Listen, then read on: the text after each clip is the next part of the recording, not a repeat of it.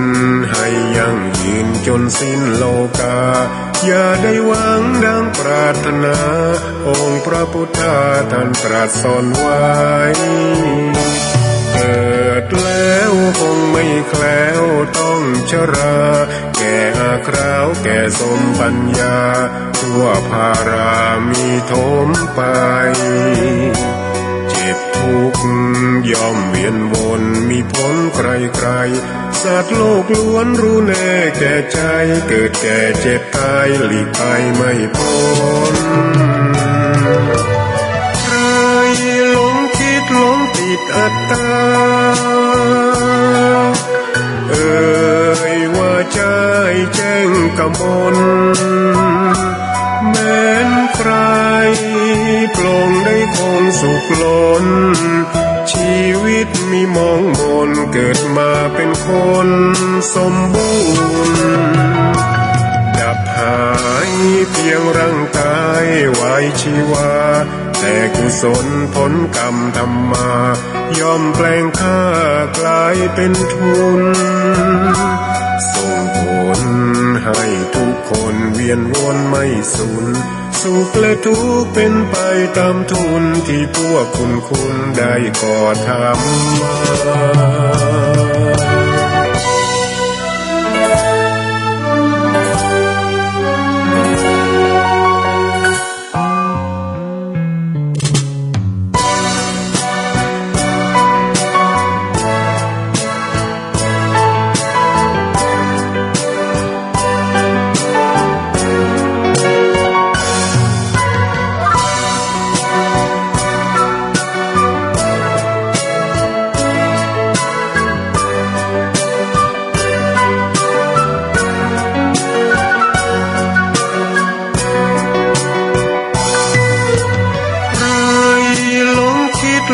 ติดอัตตา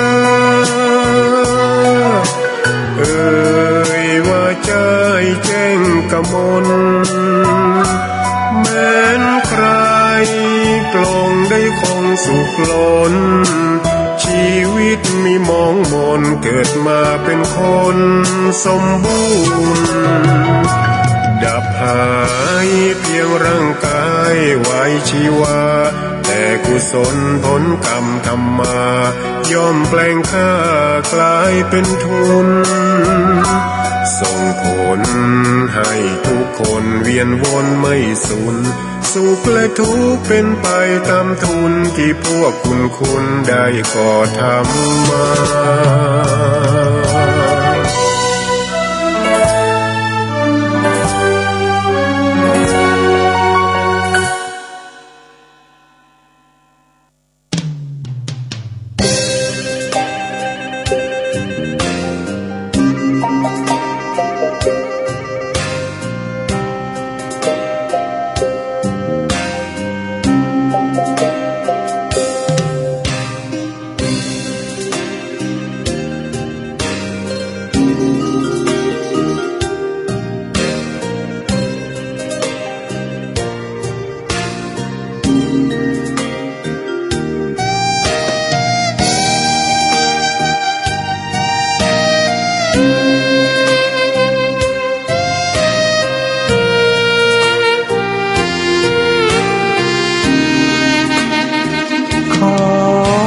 ตำนา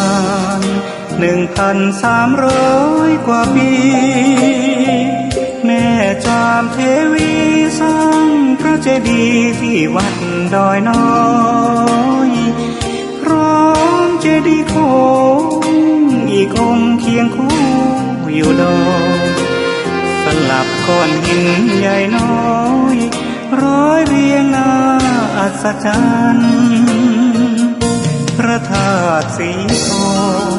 แงนมองฝูงพึ่งทำรังช่างมีมนต์ขลังพลังศักดิ์สิทธิ์บนนั้น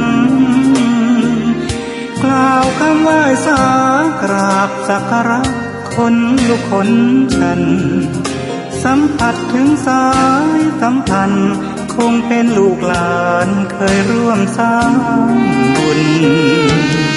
วัดดอยน้อยอยู่กลางยอดดอยโรยต่อ ำเภอดอยโลกเขตติดต่อป่าซางลำพูนเดินทางปลอดภัยจากเชียงใหม่หรือสายลำพูนยินดีต้อนรับนักบุญมาร่วมสร้างทานบารมีตีสามตีสี่เปิดสถานีฟังตุลุงยองนักเทศเสียงทองชื่อเสียงดังก้องทั่วฟ้าธานีตัวจริงเสียงจริงวัดดอยน้อยแม่ตามเทวีต้อนรับญาติโยมที่มีจิตศรัทธามาร่วมสร้างบุญ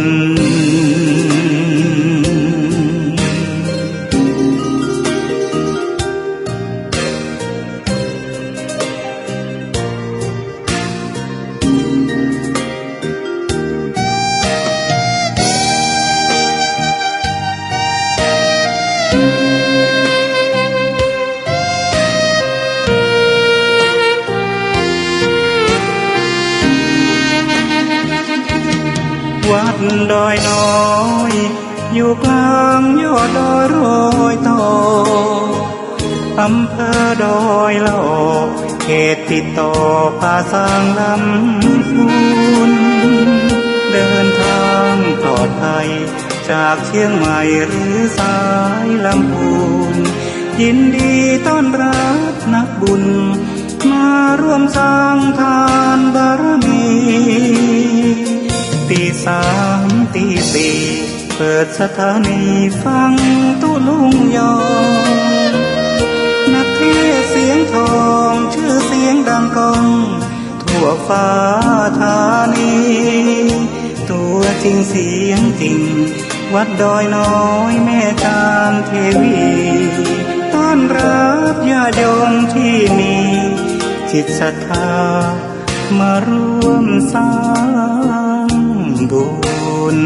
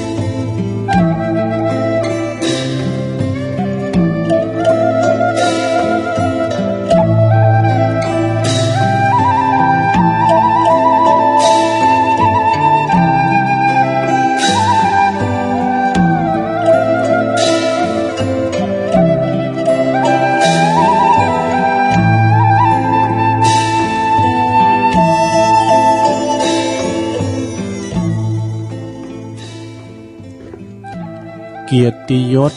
มีมาเพราะหน้าที่อำนาจมีเพราะตำแหน่งเขาแต่งตั้งตำแหน่งหมดอำนาจหายไม่จีรังจงเสริมสร้างความดีเป็นสีตน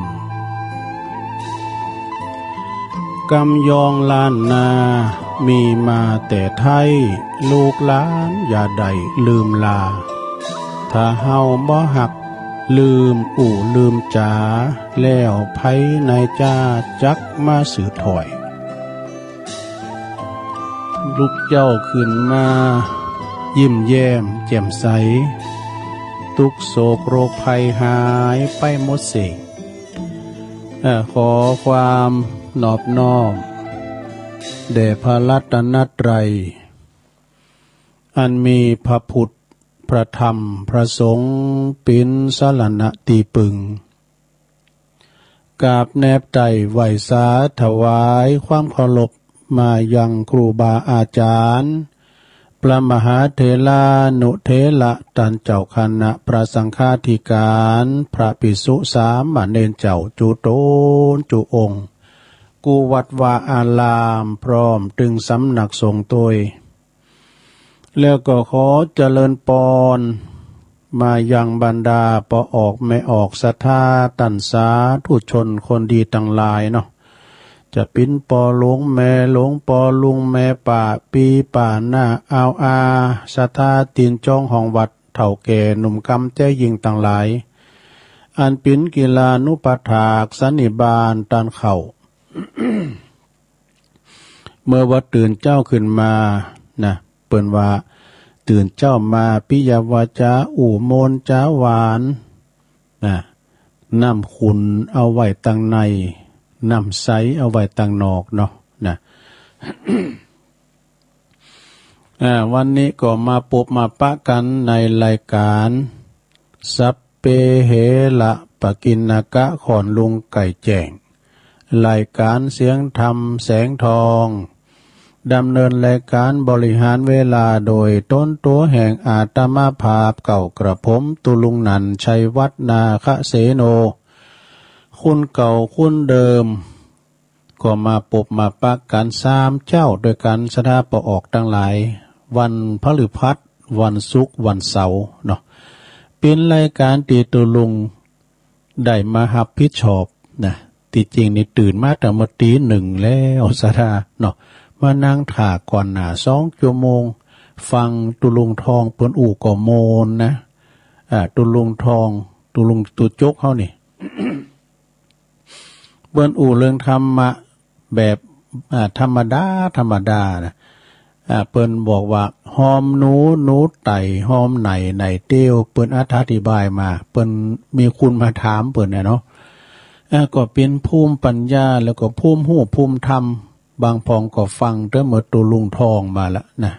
เมื่อว่าตุลุงทองจบตุลุงก็เปิดเพลงเข้ารายการพอดีแล้วก็ฟังกันไปศรัทธาญาติโยมทั้งหลายมาปะกันวันนี้ก็ตรงกับวันพฤหัสบดีวันนี้เป็นวันที่2ของเดือนธันวาแล้วเนอะศรัทธาญาติโยมทั้งหลาย เป็นวันเริ่มต้นเดินสุดท้าย เรียกว่าเดินสุดท้ายเป็นเดิน12นะเดินที่12มันมี12เดินแล้วก็ติ้งเป็น1ปีเนาะเมนจากเดือนนี้ก็เป็นปีใหม่ทำแล้วปี65จะเข้ามาซะได้เนาะก่อนอื่นที่ตุลุงจะได้เอ่ยไปทางสถานีวิทยุที่เปิ้นมีบุญหูก็จะมาทำเป็นมังกรละสวดมนต์ก่อนเน้อศรัทธาเน้อ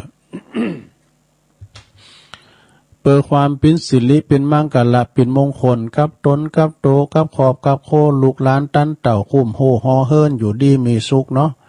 ลูกหลานตันเต่าไปเนื้อไปไต่ไปไก่ไปไกลไปกับรถลาโยดยานพาหนะก็ขอเดินทางแข็งขาดปลอดภัยเน้อลุกกันมาแล้วบ่ลงบ้างลงโอนแม่บุญพินตึงลงตึงหลายเอาไหวพระพร้อมกันไปเลยเนาะ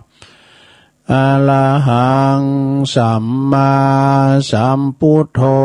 ภะคะวาพุทธังภะคะวันตังอภิวาเทมิสวากขาโตภะคะวะตาธัมโมธัมมังนัมมัสสามิสุปฏิปันโนภะคะวะโตสาวกสังโฆ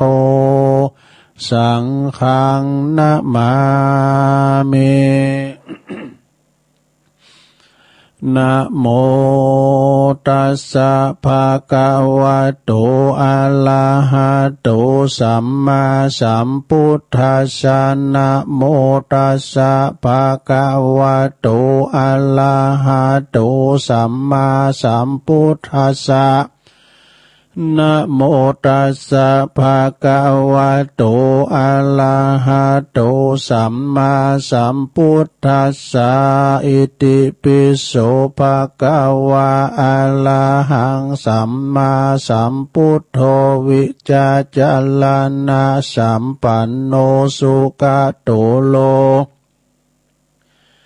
กวิตุอนุตตโลปุลิสาตัมมาสาลาทิสัทธาเทวมนุสสานังพุทโธภควะเตสวากขาโตภควตาธัมโมสันติติโกอาการิโกเอหิปัสสิโกโอปันนยิโกปัจจตังเวทิตาโปวินโยหิติสุปฏิปันโนภควโตสาวกสังโฆอุจุปฏิปันโน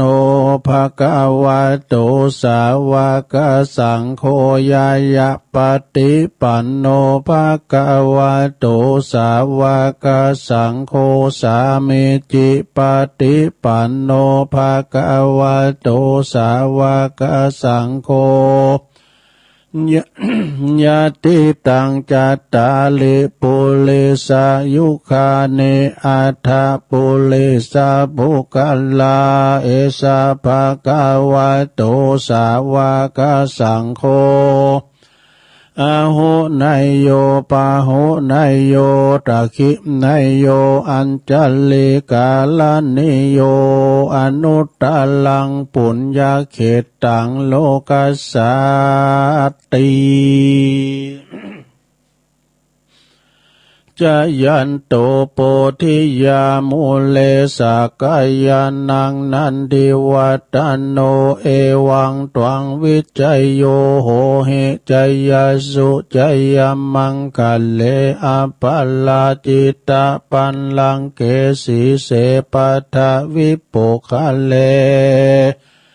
อภิเสเกสัพพพุทธานังอากัปปะโตปโมทติสุนักตังสุมังกลังสุปัปปะตังสุโหติตังสุขาโนสุโมโหโตจะสุยิทังพรหมจาริสุปัทขินังกายกัมมังวาจากัมมังปัทขินังปัทขินังมโนกัมมังปณิทิเตปัทขินาปัทขินานิกาตวนะละพันตเถปัทขิเนสัพพิติโยวิวัจจันตุสัพพะโลกโควินาศตุมาเตภวัตวันตรายโยสุขีติขายุโกภวะอภิวาทนาสีลิสานิจังวุตตาปัจจายโนจัตตารโอธัมมาวัฏันติอายุวันโนสุขังปะลังเอาแล้วศรัทธาญาติโยมทั้งหลายตุลุงก็ได้ปิ้นเก้าปิ้นโหนำสวดมนต์ไหวพระไปปิ้นตีเรียบร้อยขอคุณพาติตะไหลรัตนะผ่านแผ่วพาเกี่ยวเจ้าทั้งสามประการจงได้ดลบันดาลมาปกป้องคุ้มครองรักษาครูบาอาจารย์พระสงฆ์องค์สามเณรเจ้าวัดวาอารามควงแก้วทั้งสามเนาะพระสงฆ์องค์เนนอยู่ดีมีสุขเน้อสืบทอดพระศาสนากันไปปิ้นชวงปิ้นชงปิ้นหลุนไปนะปิ้นเน้อนาบุญศรัทธาได้สักการะบูชากับไหวนำศรัทธาได้เข้าวัดเข้าว่ายึดเหนี่ยวจิตใจปออกศรัทธานะศรัทธาก็เหมือนกันเนอะขอให้มีสุขมีอันสุขภาพพลานามัยสมบูรณ์แข็งแรงกินข้าวล้ำกินน้ำลุงตลอดถึงปออกศรัทธาที่เดินทางไปทางใดก็บ่ได้อยู่กับตีกับทางติดหอติดเทินติดต่างติดเต้งก็ดีนะก็เป็นกำลังจิตกำลังใจเห็นเนอเอาวิทยุปิ้นกูปิ้นเคียมไปตึงเจ้าตึงคำตึงบ่ายเมื่อคำยามคืนก็ตึงได้ฟังกันเนาะก็เป็นกำลังใจให้โต้ยทุกคนทุกท่านด้วยเนอต่อไปก็จะมาเอ่ยกับสถานีวิทยุเก่าสถานีตอนเจ้าดังต่อไปนี่เนอ ที่เปิ้นหับสัญญาณรายการธรรมะภาคภาษายองในช่วงเวลาตี 3 ถึง 5 โมงก็ขอบคุณทางสถานีวิทยุเพื่อการศึกษาศาสนาและวัฒนธรรมวัดฝายหินตำบลสุเทพอำเภอเมืองเชียงใหม่ FM 104.50 เมกะเฮิรตซ์โดยเมตตาบารมีธรรมอาจารย์ท่านพระครูสมุวิสุวัฒน์วรกิจโจพอเฮาแล้วก็ท่านเจ้าอาวาสวัดฝายหินได้ลิงสัญญาณไปองค์คาลุงตั้งในเมืองฟังตั้งแต่ตุลุงทองตั้งแต่เพ่งมาแล้วเนาะสถานีวิทยุคณะสงฆ์อำเภอฝางตั้งอยู่ที่วัดพระบาทอุดมน้ำบ่อเศร้าวาสำนักวิปัสสนา FM 100.25 เมกะเฮิรตซ์โดยเมตตาบารมีธรรมในพระเดชพระคุณหลวงปอท่านพระครูสุจิตานุรักษ์ด็อกเตอร์หลวงปอใหญ่เฮาเจ้าคณะอำเภอฝางกราบขอบคุณในเมตตาธรรมอาจารย์ท่านพระอาจารย์เจริญโชติธรรมโมเจ้าอาวาสวัดสันโค้งอำเภอแม่อายขอบคุณตุปีอมรเทพอุปสันโตวงเล็บอุดเถินตุปีโจเนาะขอบคุณสถานีวิทยุแดนดินถิ่นล้านนาตั้งอยู่ที่บ้านโฮงโงตำบลน้ำบ่อโลงอำเภอสันป่าตอง FM 103.50 เมกะเฮิรตซ์โดยปีอ้ายใต้โฮเฮารุจิสมบัติเงาคำลิงสัญญาณไปปิ้นติเรียบร้อยสถานีวิทยุคลื่นธรรมะของชุมชนวัดห้วยตองซักตำบลขวงเป้าอำเภอจอมทอง FM 98.75 เมกะเฮิรตซ์โดยคุณโดยเมตตาบารมีธรรมอาจารย์ท่านพระครูวาปีวรมานิตท่านเจ้าอาวาสวัดห้วยตองซักและก็ท่านรองชวลิตชัยวังโสดังเสียงดังฟังชัดโซนใต้ได้ยินแม่เพนขาวเตี้ยเปิ้นรายงานเสียงดังฟังชัดเพลงม่วนดีตุลุงนี่สถานีวิทยุมนเสียงธรรมตั้งอยู่ที่วัดบุพารามตำบลช่างเครื่องอำเภอแม่แจ่มอำเภอแม่แจ่ม FM 106.25 เมกะเฮิรตซ์โดยเมตตาบารมีธรรมอาจารย์ท่านพระครูมงคลวิสิทธิ์หลวงปอใหญ่เฮาเจ้าคณะอำเภอแม่แจ่มขอบคุณตุปีปาลัดอุทัยตึง2อุทัยโดยสถานีวิทยุเน็กเนลเรดิโอ FM 96.75 เมกะเฮิรตซ์ตั้งอยู่ที่บ้านจงอำเภอตำบลทุ่งกวาวห้างหุ้นส่วนจำกัดอนุสรณ์เรดิโอ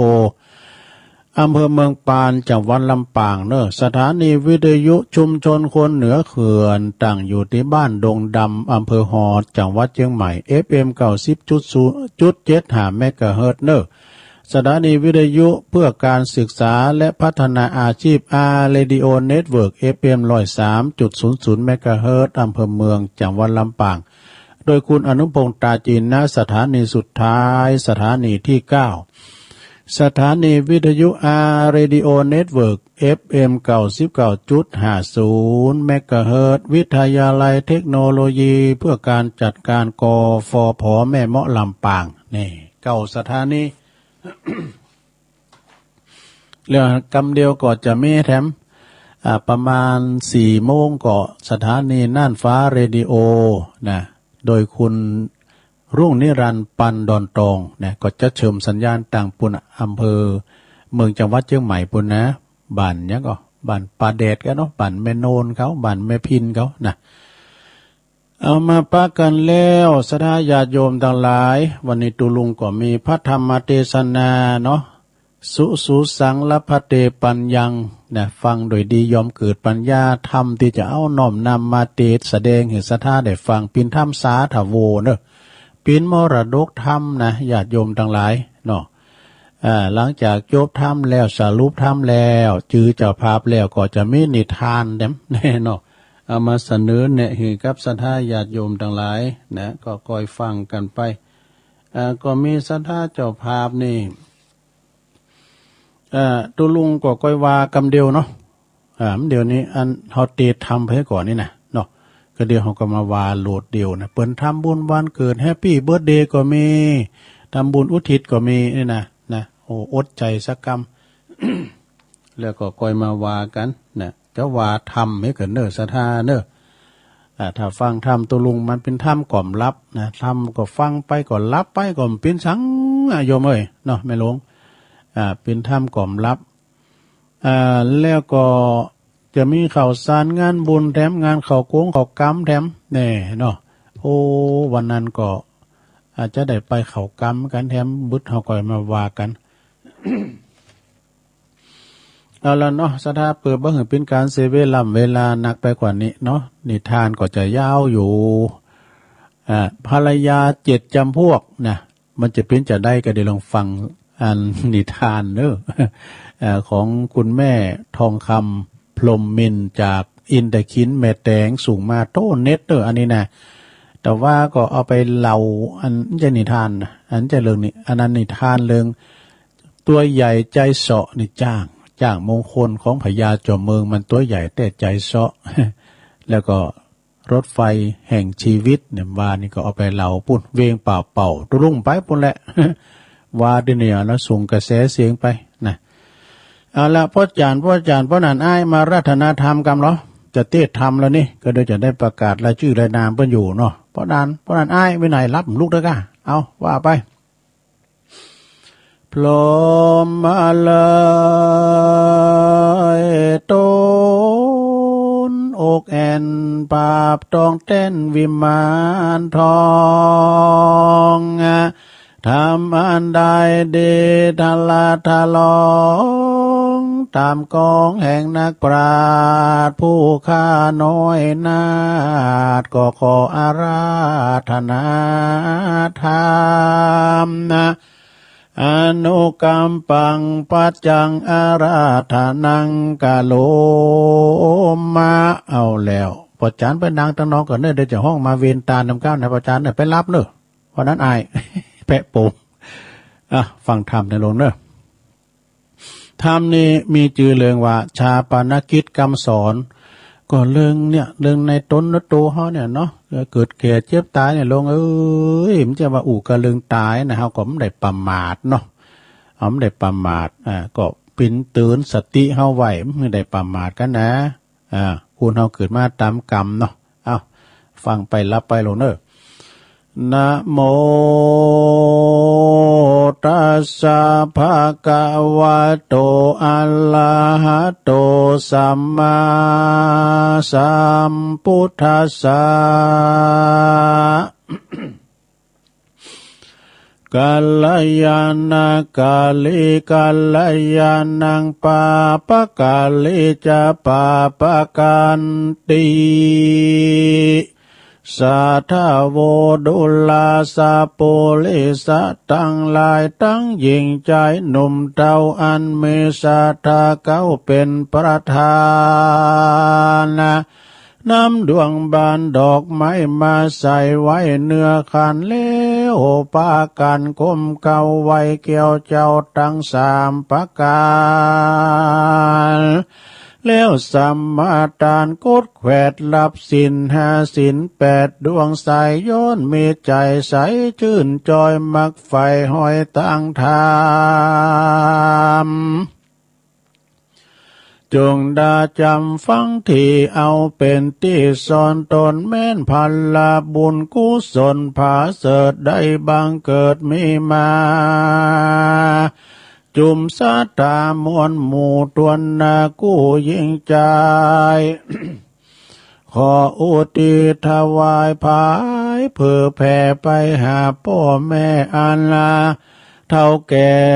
ปู่ย่าตายายอันจุติตายกลาภาคชีวิตขาดเสียตนขอพลากุศลเยื่องนี้อัญญาใดอาลินีหายขอ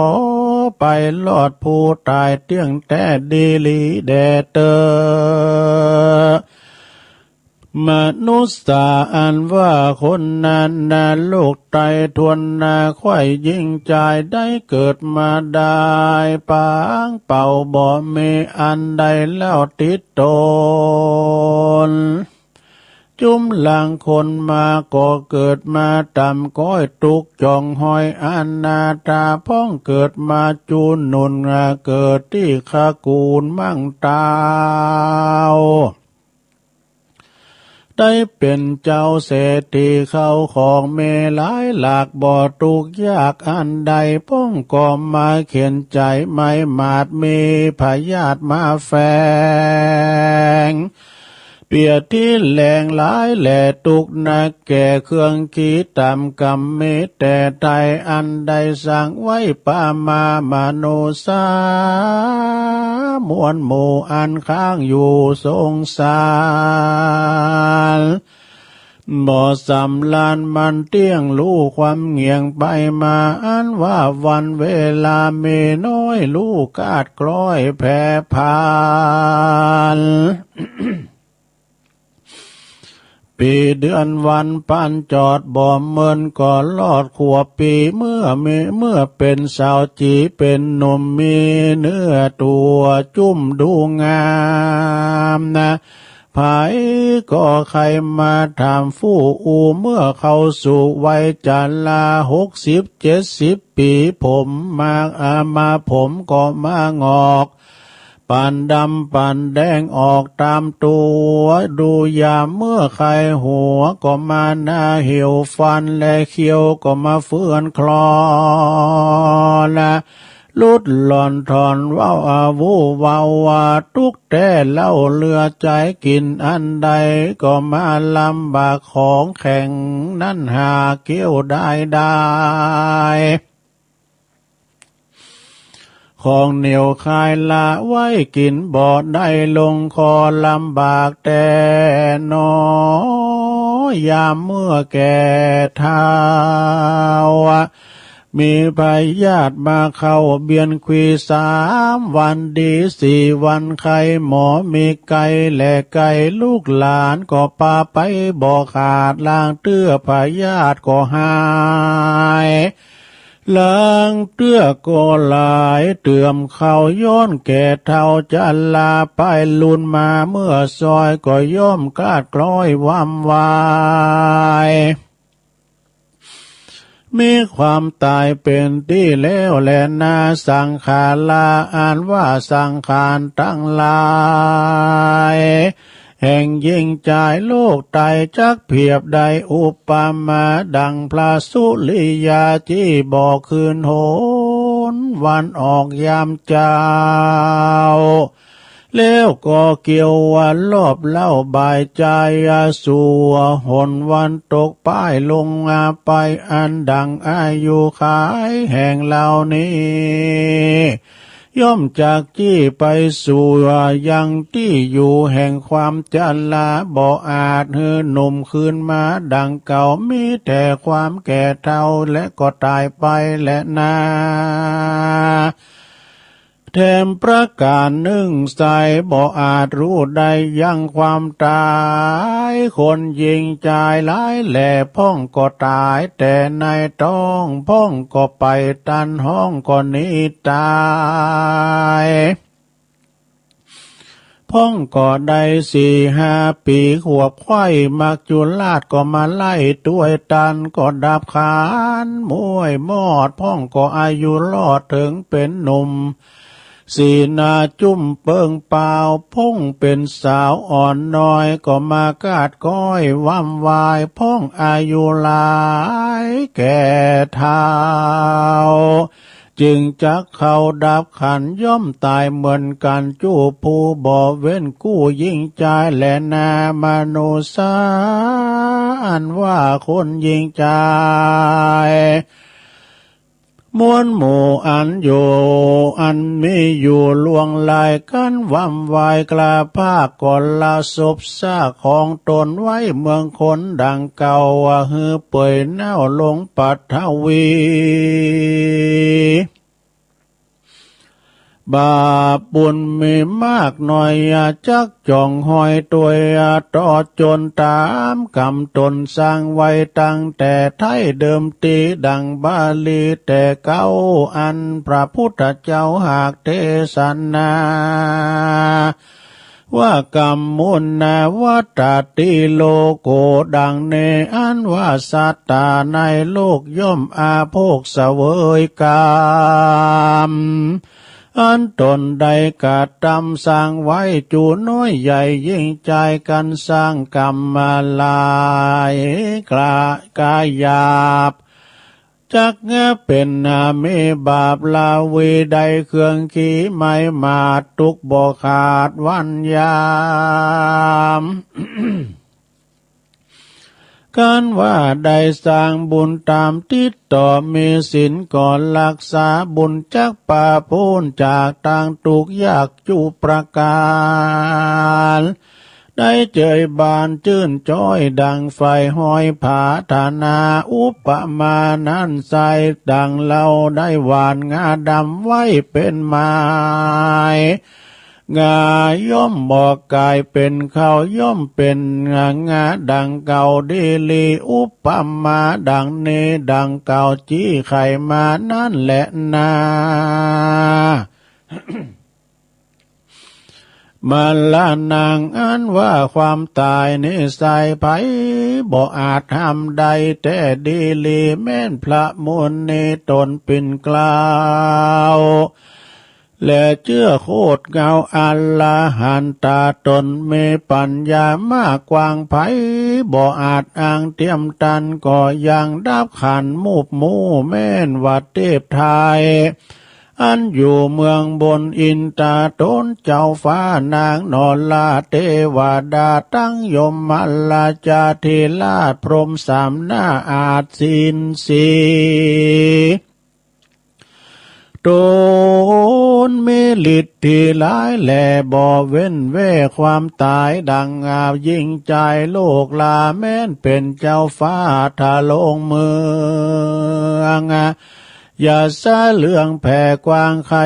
ไข้ต้าตั้งแดนไกลก็ยังกล้าไกลกลอยกล้าตายดับขาดเป็นผีหรือเป็นเศรษฐีอยู่สร้างเมสัมปติอ่างลวงหลายก็บ่อาจซื้อความตายไว้ได้ ย่อมดับไม่เป็นผีเขาของมีม้วนหมู่ก่อนละเป็นกู้สาทานเฮือจุมลูกหลานลูกตาวได้เป็นเจ้าแทนไปบ่มีภายแต่ใส่หลีกเว้นใดต่างตายขันวำวายมวยมั่งจากโลกกว้างโลกีสัมปติมีน้อยมากอย่าได้จักลากตัวไปมีแต่คนขายกล่าวอูว่าคนมูบมู่เมื่อมอนจักใดก่อนหรือหาบยังงามบุญบาปตัวไปบุญบาปใดสร้างไว้ย่อมจากใดติดตนใดเสวยผลไปแน่บ่เนิ่นจ้าดีลีดังบาลีแต่เก่าอันพระพุทธเจ้าหากเดสันแนว่ากัลยาณกาลีกัลยาณังปาปกาลีจะปาปกังวัจจานังกาวจีแจ้งทีขียาว่ามโนสาโลกตายสร้างกรรมไว้สันใดกรรมนั้นจักไปตอบสา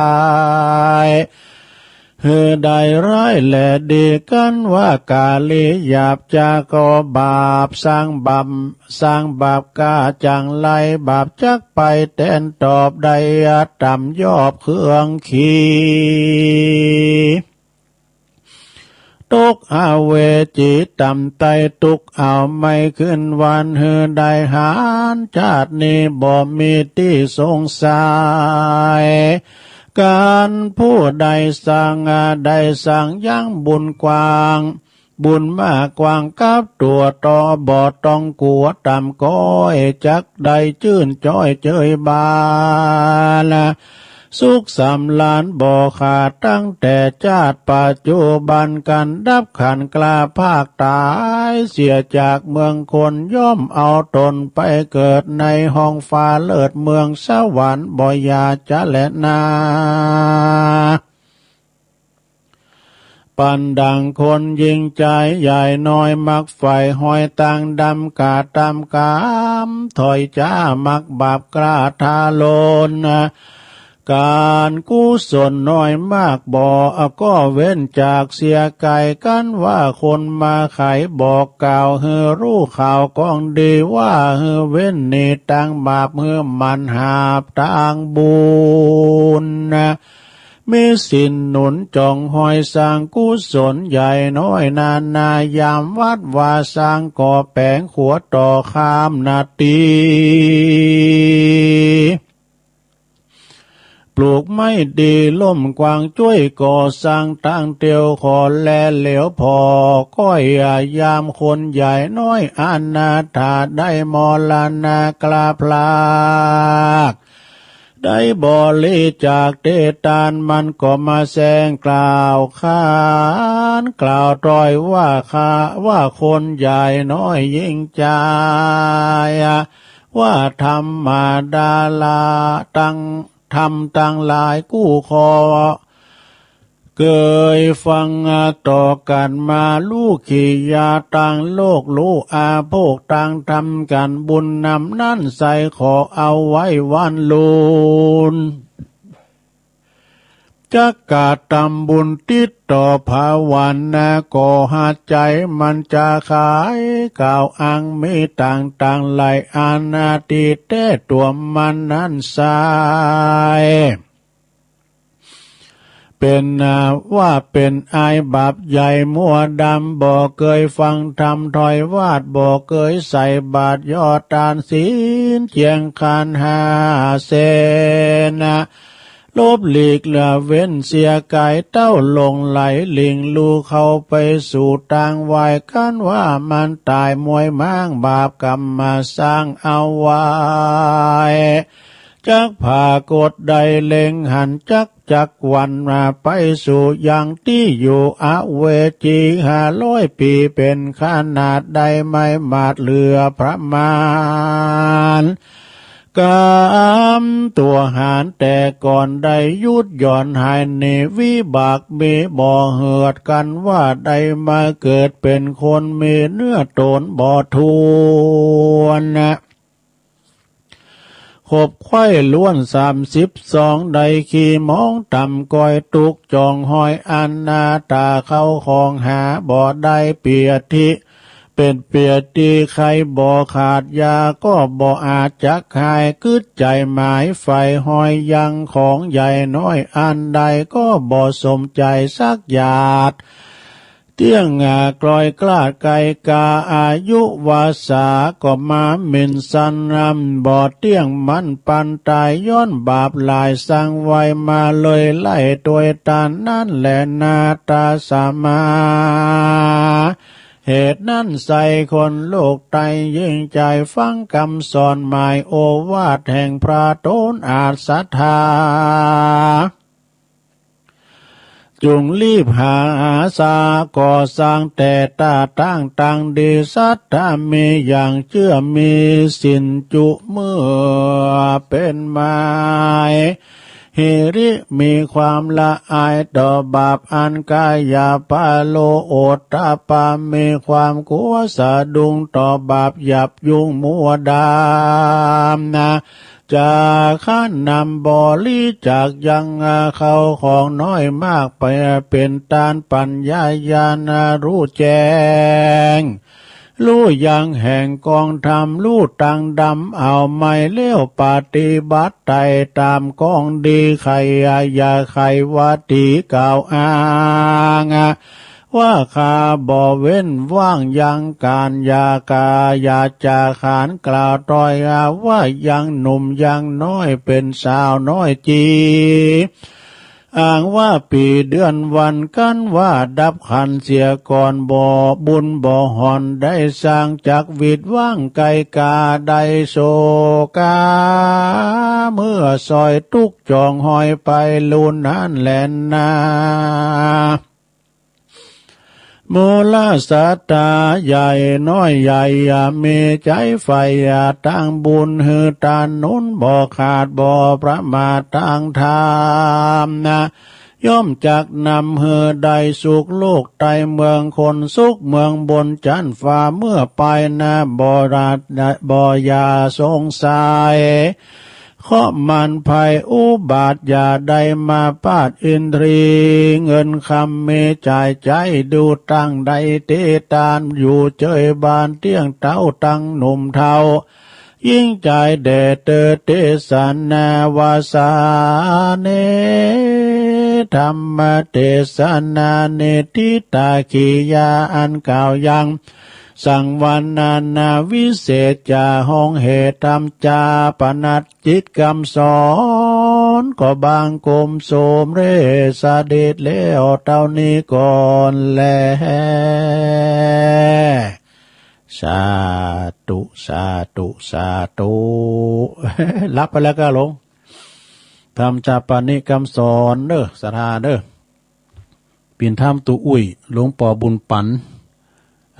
อาจารย์สมเพชรอาจารย์สมนึกเนาะก็เป็นคำสอนจะดีนะลงเนอะโอ้เปิ้นว่าอยู่อย่าไปประมาทนะทำคุณงามความดีไว้เนาะทำเตือนหน่อยเตือนหน่อย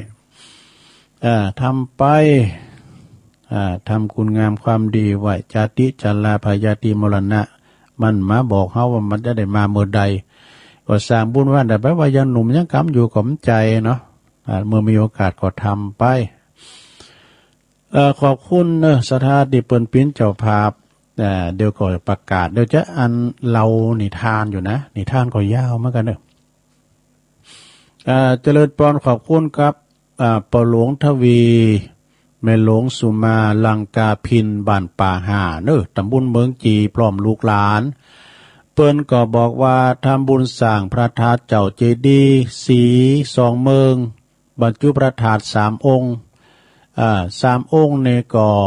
300 บาทนะแล้วก็เป็นการเตตุลุงให้200 บาทยินดีหลายๆเนี่ยปอหลวงทวีแม่หลวงสุมาลังกาพินแล้วก็แม่พลอยมณีเนี่ยแม่พลอยมณีจี้อินนี่ก็อายุ83 ปีอยู่ดู พร้อมด้วยลูกหลานบ้านป่าหาตำบลเมืองจีเหมือนกันเนี่ยรวมทำบุญบรรจุประทานดอยนาแก้ว300 บาทแล้วก็เอาปินกันเตตุลุง100 บาทยินดีเน้อแม่พลอยเน้อไทยฟังอยู่หันจ้าเนาะเจริญปอนขอบคุณครับแม่ครูอานงหรือว่านงลักหรือว่าอุ้ยนงนะอันนี้ก็80 ปีแล้วเนอะอุ้ยนงนี่นะอยู่บ้านโฮงโง่เนี่ยอันนี้เปิ้นเรียกว่ายองพัดถิ่นนี่ดอก ก็สร้างบุญสร้างวิหารสร้างวิหารพระธาตุโดยน้อย500 บาทแล้วก็ทำบุญเปิ้นว่าแบ่งกึ่งปันกึ่งกันสร้างพระธาตุสี2เมืองแถม500 บาทนี่นะรวมเป็น 1,000 บาทแต่ว่าปันกึ่ง ขอบคุณแม่ครูเนอะแม่ครูนงหลักหรือว่าอุ้ยนงนะอันนี้ก็เจ้าบดเจ้ากรปดโตเป็นเราเขาหำก่อนเน็ตนะแล้วก็ขอบคุณแม่ใหม่เนอะแม่ใหม่ศรีวิชัยบ้านไฮ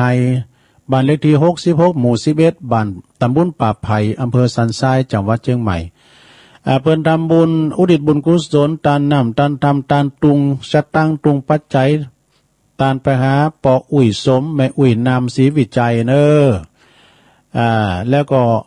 ก็ยังตานไปหาปออุ้ยสมแม่อุ้ยนามเหมือนกันเนาะ2 ตุงนะขอบคุณเนอะแม่ใหม่เนอะวันนั้นเปิ่นมา1 ลำรถตู้มาถวายเพลตัวอีหรอ แล้วก็ยังมีรายนามเปิ่นอยู่นะก็เดี๋ยวก่อนอันนี้อ่านทำบุญวันเกิดแฮปปี้เบิร์ธเดย์30 พฤศจิกาเจริญปอนขอบคุณกับแม่ครูลาวันกุยคำเนอะบ้านเมืองจีหลงนะ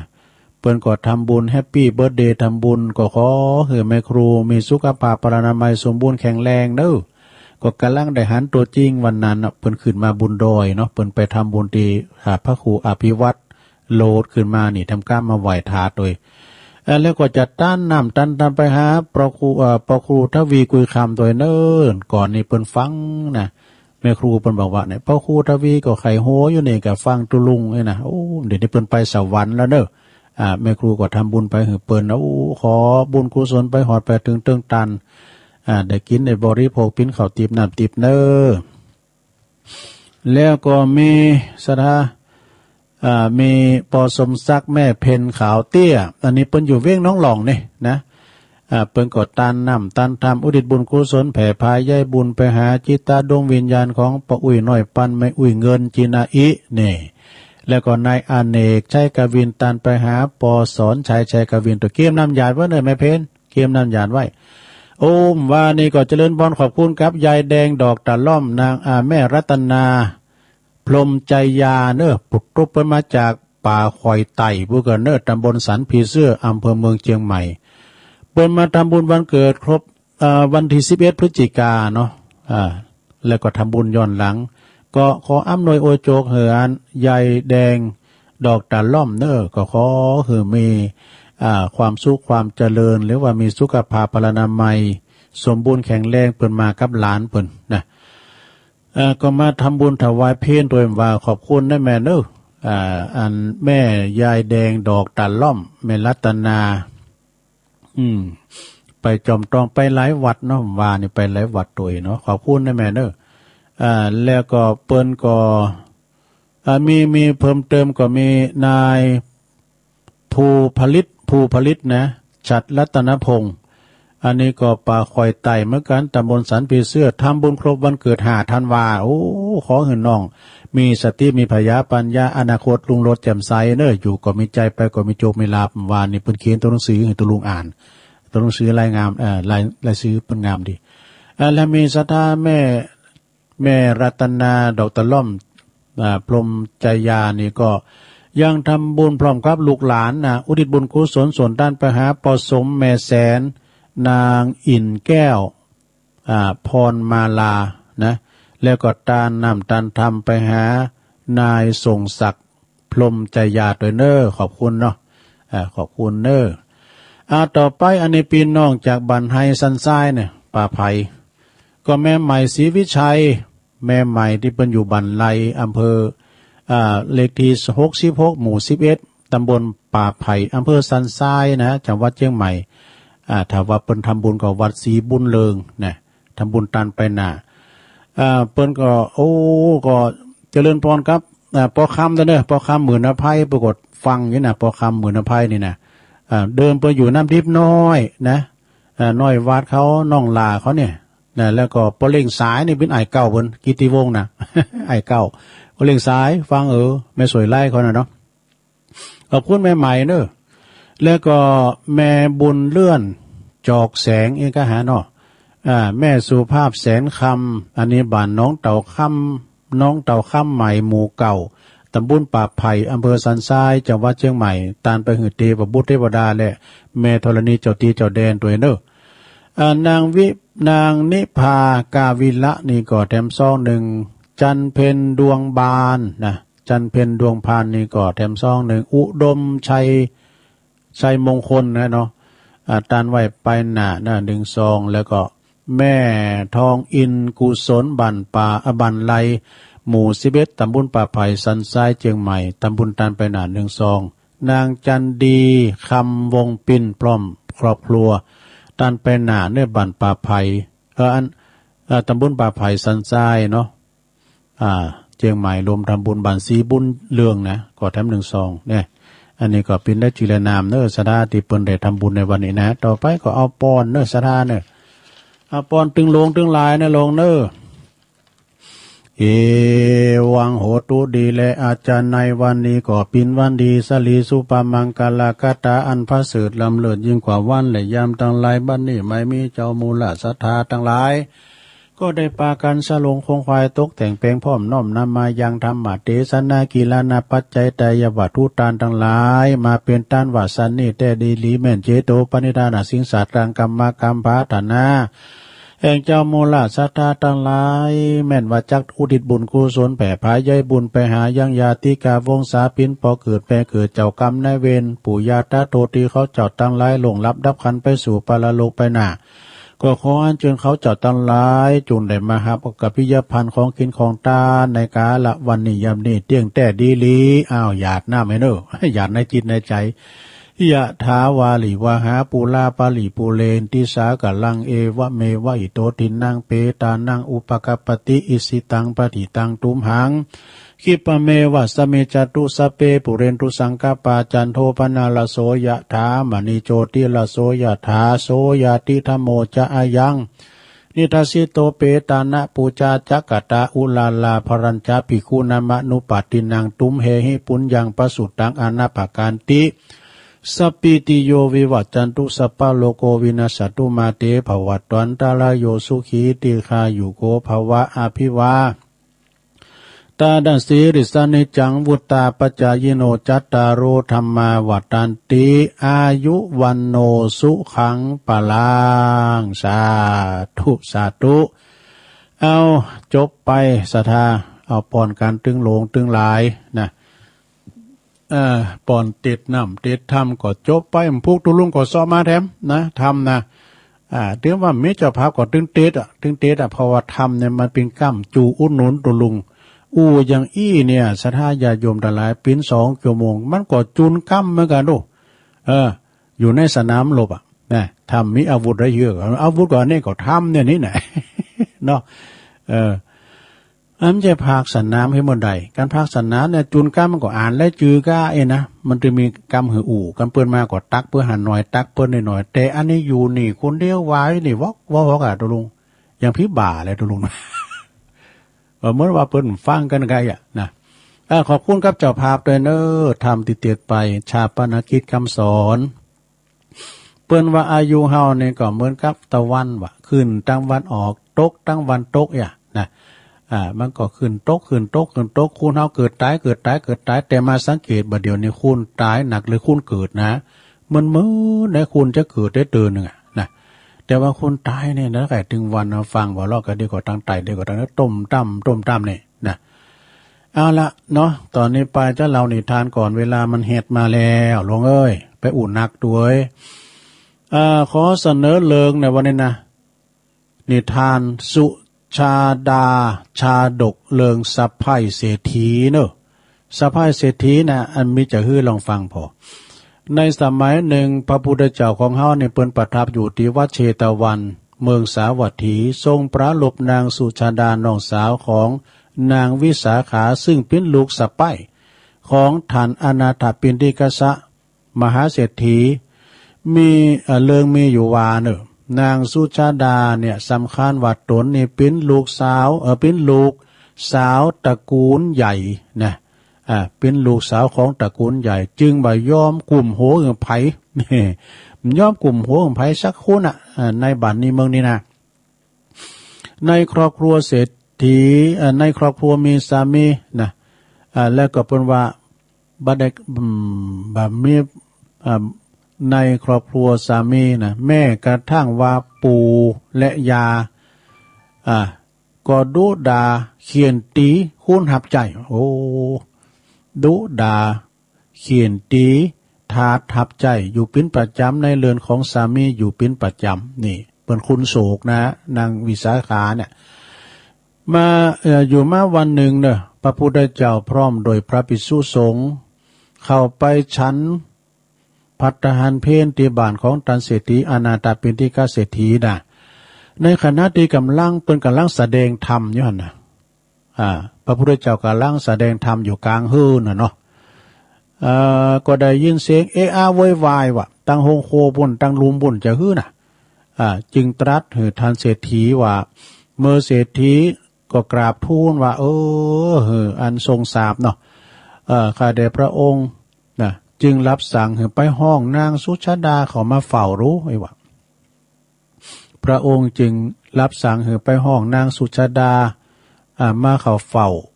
แล้วก็ตัดถามนางสุชาดาดูก่อนสุชาดาภรรยามี7 จำพวกนะเปิ้นถามปัญหาภรรยาเรียกว่าสุมาดเมมี7 จำพวกเนี่ยเธอจะเป็นภรรยาจำพวกไหน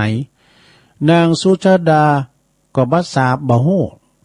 จึงกราบทูลว่าข้าพระองค์บ่ฮู้บัดทราบว่าพระองค์ตรัสหมายถึงหยังโปรดอธิบาย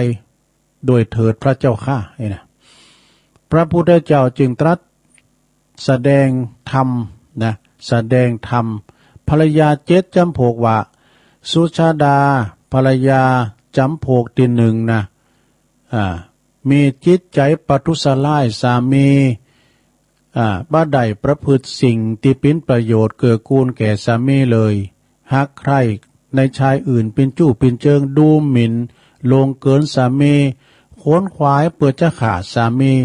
อันนี้เรียกว่าวะทะกาภริยาคือภรรยาเสมือนดังเพชฌฆาตโดเอามันจะฟันเอาจะขาหอมได้หูมันเคยมีนะท่านภรรยาไปคบกับจู้จางขาสามีโตยนะมีนะเนาะก่อนเพิ่นได้ยินเพิ่นข่าวอยู่นะภรรยาจำพวกที่สองละเป็นจะใดจำพวกที่สองเนี่ยสามีได้ทรัพย์มาแล้วเอามอบหมายให้สัตว์ให้ภรรยาเอาตัวเอ้ยวันนี้ไปครับจ้างคืนลำไยมาได้500เก็บไว้ดีๆหน่อยรักษาไว้ดีๆหน่อยนะแต่ภรรยาบ่ฮู้จักเก็บรักษาปรารถนาที่จะเอาทรัพย์นั้นไปซื้อเครื่องสีอ้าง ไปแต่งเนื้อแต่งตัวเนาะเมื่อเอาไปกินหายใจอวยกันสุรุ่ยสุร่ายเป็นว่านะอันนี้เรียกว่าโจรีภรรยาคือภรรยาเสมือนดั่งโจรนี่โจรปล้นทรัพย์โผหามาปวดโรยหยาดเหงื่อเผลอแรงงานบักเก็บบังงามเนาะบักเก็บบังงามกินหายใจอวยมาดื่มร้อยตัวภรรยาจำพวกที่สามขี้ข้านวะเกลียดค้านทำงานเรียกว่ากินจุกมักโหดกินได้กินดีแล้วก็ขี้โคดขี้เกตมักจะดุด่ากดขี่ข่มเหงใจโผมอกน้องไอ้นี่สุมานะมาขู่โผไอ้นะอันนี้เรียกว่าไอยาภรรยาเสมือนดั่งเจ้านายเนี่ยแต่นั้นมันเคยมีนะคุณก่อนนี่คุณตุกไปเป็นเคยคุณโรยมีลูกออกมาแล้วก็เดี๋ยวมีเป็นก็ว่าลาเฮ้ยไปโกนปอมึงเดี๋ยวมันเกี่ยวยาทำแล้ว ก็จำพี่ได้ไปเกี่ยวยาก็เดี๋ยวลูกมาก็เปิดกันล่างยำหายหน่อยเนาะลาเฮ้ยไปโกนนี่ปอไหนเบิร์สักโค เดี๋ยวเบิร์สักผ่าทำแล้วนะจำพี่ได้ไปสักสื่อสักผ่าโอ้ยนักเกณฑ์นั้นเลยจำพวกที่สี่เนอะภรรยาจำพวกที่สี่โอบอ้อมอารีนี่ทำแต่สิ่งที่เป็นประโยชน์เกิดกูลทุกเมื่อตามหลักษาสามีเหมือนแม่หักษาลูกเนี่ยอีกหาทรัพย์หาทรัพย์หักษาทรัพย์ที่สามีได้มาไว้อันนี้เรียกว่ามาตาภรรยามารยาเปรียบเสมือนมารดานี่มารดาเหมือนแม่นะมันก่อนเนี่ยเปิ้นบทเน้นตื่นซะนะเปิ้นก็เอากลับหลังหันพานักกลับหลังหันกราบนี่กะมุนั้นเปิ้นก็กราบหมดเนาะมีมอหนึ่งมาไม่ว่ามันกราบแล้วครับมันก็จำเป็นต้องกราบเอาไปมาปุถุมันก็มาบอกสารภาพตู้ลุงว่าไปเลยนี่มันใช่แม่ผมมันเป็นเมียผมฟินว่ามันได้เมียแก่วะปึงมันไข่กราบว่าไปปิ้นยังเพื่อดึงอายุนักเลยเขาได้บุญยังไงเนาะภรรยาจำพวกที่ห้าโลเนอร์จำพวกที่ห้านะเจ้านี่ดีนะภรรยาเหมือนแม่นะ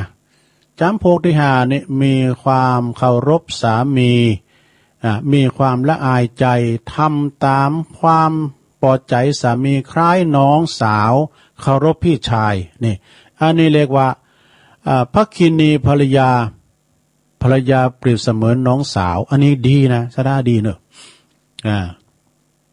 ภรรยาจำพวกที่หกเหรอเนี่ยเพราะว่าเห็นหน้าสามีย่อมล่าเริงยินดีว่ะโอ้หันโผเขาบานเขาจองมา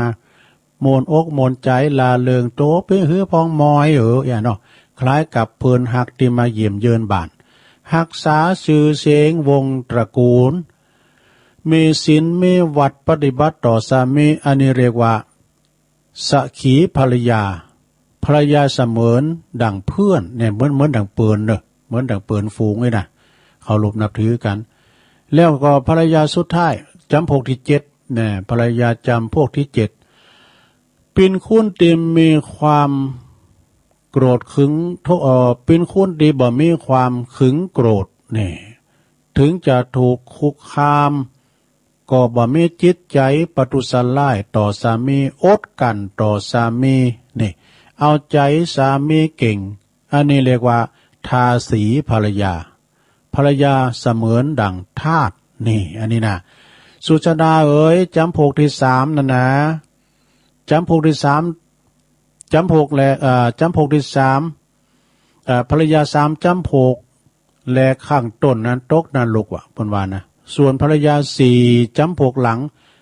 ไปเกิดเทวโลกจันทร์นิมานารดีภรรยา7จำพวกเธอจะเอาพวกไหนนี่เธอจะเป็นจำพวกไหนเนี่ยเพิ่นว่านะเมื่อพระพุทธองค์เทศนาเรื่องภรรยา7จำพวกจบเต่าอ่านแล้วนางสุชาดาได้เป็นพระโสดาปัตติผลทันทีว่าหั่นจึงกราบทูลว่าข้าพระองค์ขอเป็นทาสีภรรยาคือภรรยาดังทาสเหมือนเสมือนดังทาสเนี่ยพระเจ้าข้าถวายบังคมนะแล้วก็ขอขมาพระพุทธเจ้าแล้วก็ไปนี่เมื่อกลับมาถึงวัดเชตวันโภคภิกษุตั้งหลายก็มาสนทนาถึงนางสุชาดาที่เป็นหญิงสะใภ้ผู้ดุร้ายนะพอได้ฟังธรรมะของพระพุทธองค์ก็ได้กลับปิ้นคุณเรียบร้อยไปได้นี่พระพุทธเจ้าก็จึงเปิดคลายความสลังสังกาของภิกษุทั้งหลายจึงตรัสอดีตนิทานมาทำแล้วอดีตนิทานมาสาธกวันในกาลครั้งหนึ่งนะเมื่อนานมาแล้วพระโพธิสัตว์เจ้าของเฮาในมาบังเกิดเป็นพระราชโอรสของพระเจ้าพรหมทัตนะที่เมืองปาลาณสีพอเปิ้นเจริญวัยใหญ่นากาบ้านมาก็ไปศึกษาศิลปะที่เมืองตักกศิลานะเมื่อว่าพระราชบิดาสวรรคตไปแล้วเปิ้นก็ได้ขึ้นครองราชย์สืบมาเนี่ยพระองค์ทรงปกครองบ้านเมืองโดยธรรมนะทศพิณราชธรรมแต่ว่าพระมารดาคือแม่ของเปิ้นน่ะเป็นคุณมักโกรธดุร้ายทำแล้วชอบด่าขาดทาสบริวารอยู่เสมอพระองค์คิดจะหาวิธีตักเตือนจะหาวิธีตักเตือนพระมารดาแต่ก็ยังหาตั้งบ่ได้ตือนะแต่สอนตรงๆก็โกเป็นบาปนี่นะเนาะเนาะมีอยู่หันวันหนึ่งเนาะพระองค์เสด็จไปที่สวนหลวงสวนอุญญาณพร้อมโดยพระมารดาและก็บริวารแวดล้อมไปโดยคณะใหญ่ปกทาสีทาสาพวกขาดทาสบริวารพอได้ยินเสียงนกต้อยตีวิตเนี่ยมันเป็นจื่อไว้นกต้อยตีวิตห้องก็ป้ากันตืดหูปิดหูหมดวะพร้อมก็บ่นว่าเจ้านกบ้าเจ้านกบ้าส่งเสียงไพก็ไม่ไพเราะวะก็ยังมาห้องอยู่ได้บ่อยากฟังปากกันตืดหูกันหมดลำดับนั้นก็ได้ยินเสียงนกดูเหว่าน่ะเสียงนกดูเหว่าอ่ะนกเขาเหว่านั่นก็เสียงดูเหว่าเพลงมันก็มีหรอกนกดูเหว่ามันก็ห้องมาทำสำเนียงมันไพเราะนี่นะโอ้ก็ปากันชื่นชมว่าโอ้เสียงเจ้าช่างไพเราะเหลือเกินเสียงมนต์เสียจริงๆตัวกลมงามไหมเนาะแต่ว่าเสียงยังมาโมนน้ำเลยร้องต่อไปเลยเอาวันคำก็ได้วะห้องวันคำก็ได้อย่าหยุดนะวะโภคาทาสบริวารนะพระองค์คือได้ดังนั้นแล้วก็เลยโอกาสตักเตือนพระมารดาแล้วก็จึงตรัสเป็นคาถาว่าอันธรรมดาสัตว์ทั้งหลายที่สมบูรณ์วรรณะมีเสียงอันไพเราะน่าฮักน่าชมแต่พูดจาหยาบกระด่างนะงามนอกแต่บางพูดจากระด่างหยาบกระด่างยอมบ่เป็นที่หักของไผๆในทั้งโลกนี้ก็โลกหน้าเด้อพระมารดาเด้อนี่นะพระองค์ก็ได้หันพระมารดาก็ได้หันแล้วไม่ใช่หรือว่านกดูเหว่าเนี่ยมันมีสีดำมันมีสีดำบ่สวยบ่งามลายพลอยไปทั้งตัวแต่ว่าปิ้นตีหักของสัตว์ทั้งหลายปิ้นจำนวนมากมายนะเพราะยังเพราะด้วยว่ามันห้องโดยเสียงอันไพเราะนั่นเองนะเพราะฉะนั้นบุคคลควรคำอันสาระสาลวยกึดก่อนพูดพอประมาณบ่ฟุ้งซ่านเด้อนะถ้อยคำนั้นถ้อยคำของผู้ที่แสดงปินอัดแล้วก็ปินธรรมปินถ้อยคำอันไพเราะปินถ้อยคำตีปินภาษิตพระมารดาเมื่อได้สดับรับฟังก็กลับได้สติขึ้นมาเนี่ยแม่เพิ่นได้สติแล้วเนอะจำเดิมแต่วันนั้นก็กลายมาเป็นคุณเพียบเรียบร้อยเพียบพร้อมเนาะเพียบพร้อมไปด้วยมารยาทอันดีงาม บ่ดุบ่ด่าบ่ว่าบ่ให้ไผเป็นคนสงบสงเงียมเจียมตนเป็นอย่างดีแน่ครองชีวิตโดยธรรมเสด็จไปตามยถากรรมนิทานเรื่องนี้เปิ้นสอนฮู้ว่าสะใภ้ดีๆควรเลิกทำตามภริยา4จำปกหลังเด้อแล้วก็ควรเป็นคนเจรจาโดยคำไพเราะอ่อนหวานปิยวาจาเหมือนกับเสียงนกดูว่าวตีไผๆก็อยากจะฟังได้ตลอดวันนิทานเรื่องนี้ก็จบลงไปสดาใครอู้โวยไปหน่อยเนี่ยโกมันเต้นมันยาวเหมือนกันแล้วก็รายการทั้งอื่นก็มีอยู่นะก็ขอขอบคุณเนอะศรัทธาญาติโยมทั้งหลายนะ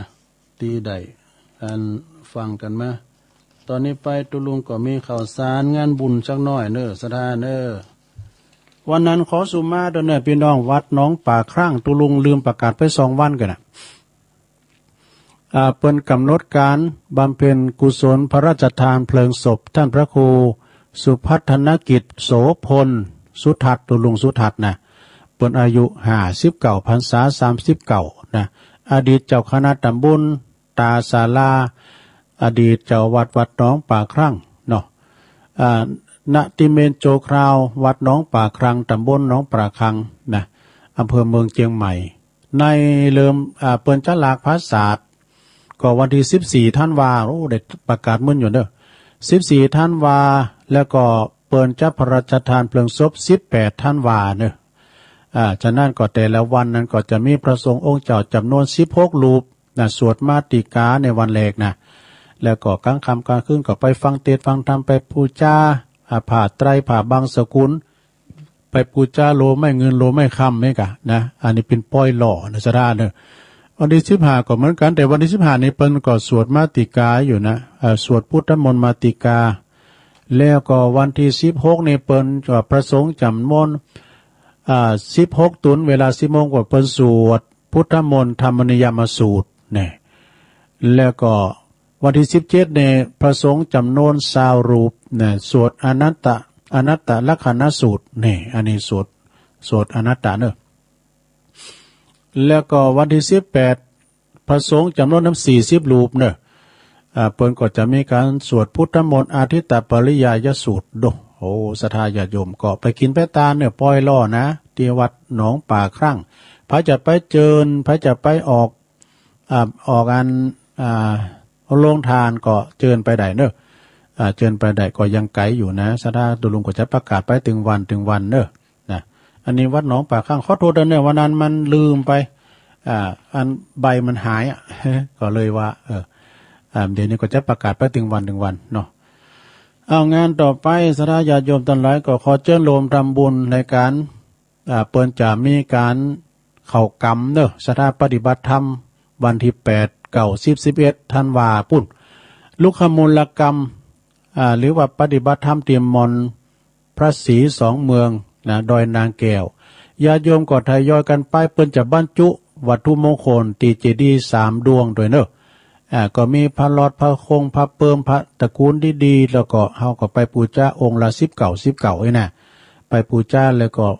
บรรจุแล้วก็ทยอยกันไปกันซุบจับเปิ้นฟังเทศก็ฟังเทศได้กันเนอะเปิ้นจะไม่เทศตึงภาคเจ้าภาคบ่ายภาคเจ้าก็ตั้งแต่เวลา10 โมงถึง11 โมงนะไปซุบจับเปิ้นเทศธรรมเฮาก็ฟังธรรมไว้ก่อนกันเนาะเฮาจะไปจุ่มนุมกันนะเฮาไประยะห่างกันนะแล้วก็ภาคตอนบ่ายก็ฟังเทศแถมเวลาบ่าย2 ถึงบ่าย 3 โมงเนอะแฮมผูกหนึ่งก็นักเทศก็ที่เปิ้นมาเทศตอนบ่าย 3 โมงนี่กันเนาะตุปีโอเขาก็เนี่ยท่านพระครูวัดไซมูลเขาก็นะสาราเปิ้นก็จะไปเทศนำเทศธรรมเนาะแล้วการนี่ก็เปิ้นจำไปเข้ากรรมกันโอ้ยเมตตาบารมีธรรมในพระเดชพระคุณครูบาเจ้าวัดอันนี่นะเกตกาลามเนี่ยเปิ้นต่างเจตนาจะไปนอนเลยโอ้ไหวสาบารมีธรรมหลวงปู่เนอะเปิ้นก็ฟังรายการนะศรัทธาญาติโยมทั้งหลายนะวัดเกตกาลามครูบาเปิ้นก็จะไปนอนด้วยว่ะนะตุลุงก็จะไปนิมนต์หลวงพ่อวัดศาลาด้วยนะท่านพระครูโชติสุวรรณสอน ไปครูบาไปนอนแล้วก็เฮาก็ไปซ่าเขากำกันก้ายก็แล้วแต่เนาะศรัทธาเนาะก็ครูบาอาจารย์ก็จะไปกันหลายอยู่ แล้วก็วันที่12นี่ก็12ธันวาคมนี่เป็นวันบรรจุพระธาตุเนอะบรรจุพระบรมสารีริกธาตุถึง3องค์ในเวลา 13 นาฬิกาหรือว่า12 นาฬิกาเนี่ยนะอาจารย์พระครูว่าวันที่12แล้วก็เดือนที่12ก็เดือนธันวาแล้วก็เวลา12หรือว่าเต็ง9 นาทีนะเพื่อจะบรรจุพระธาตุโดยคณะศิษย์ของพระเดชพระคุณหลวงปู่คุณเชิดพงษ์กิ่วแก้วเขาเนี่ยนะอันนี้ก็ประกาศให้สถาได้ฟังกันแล้วเพิ่นจะมี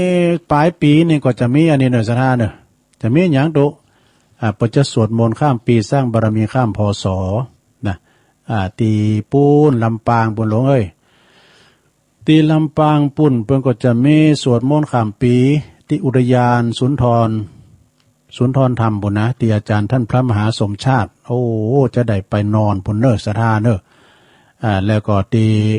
สำนักของศพเตือนด้วยเนาะ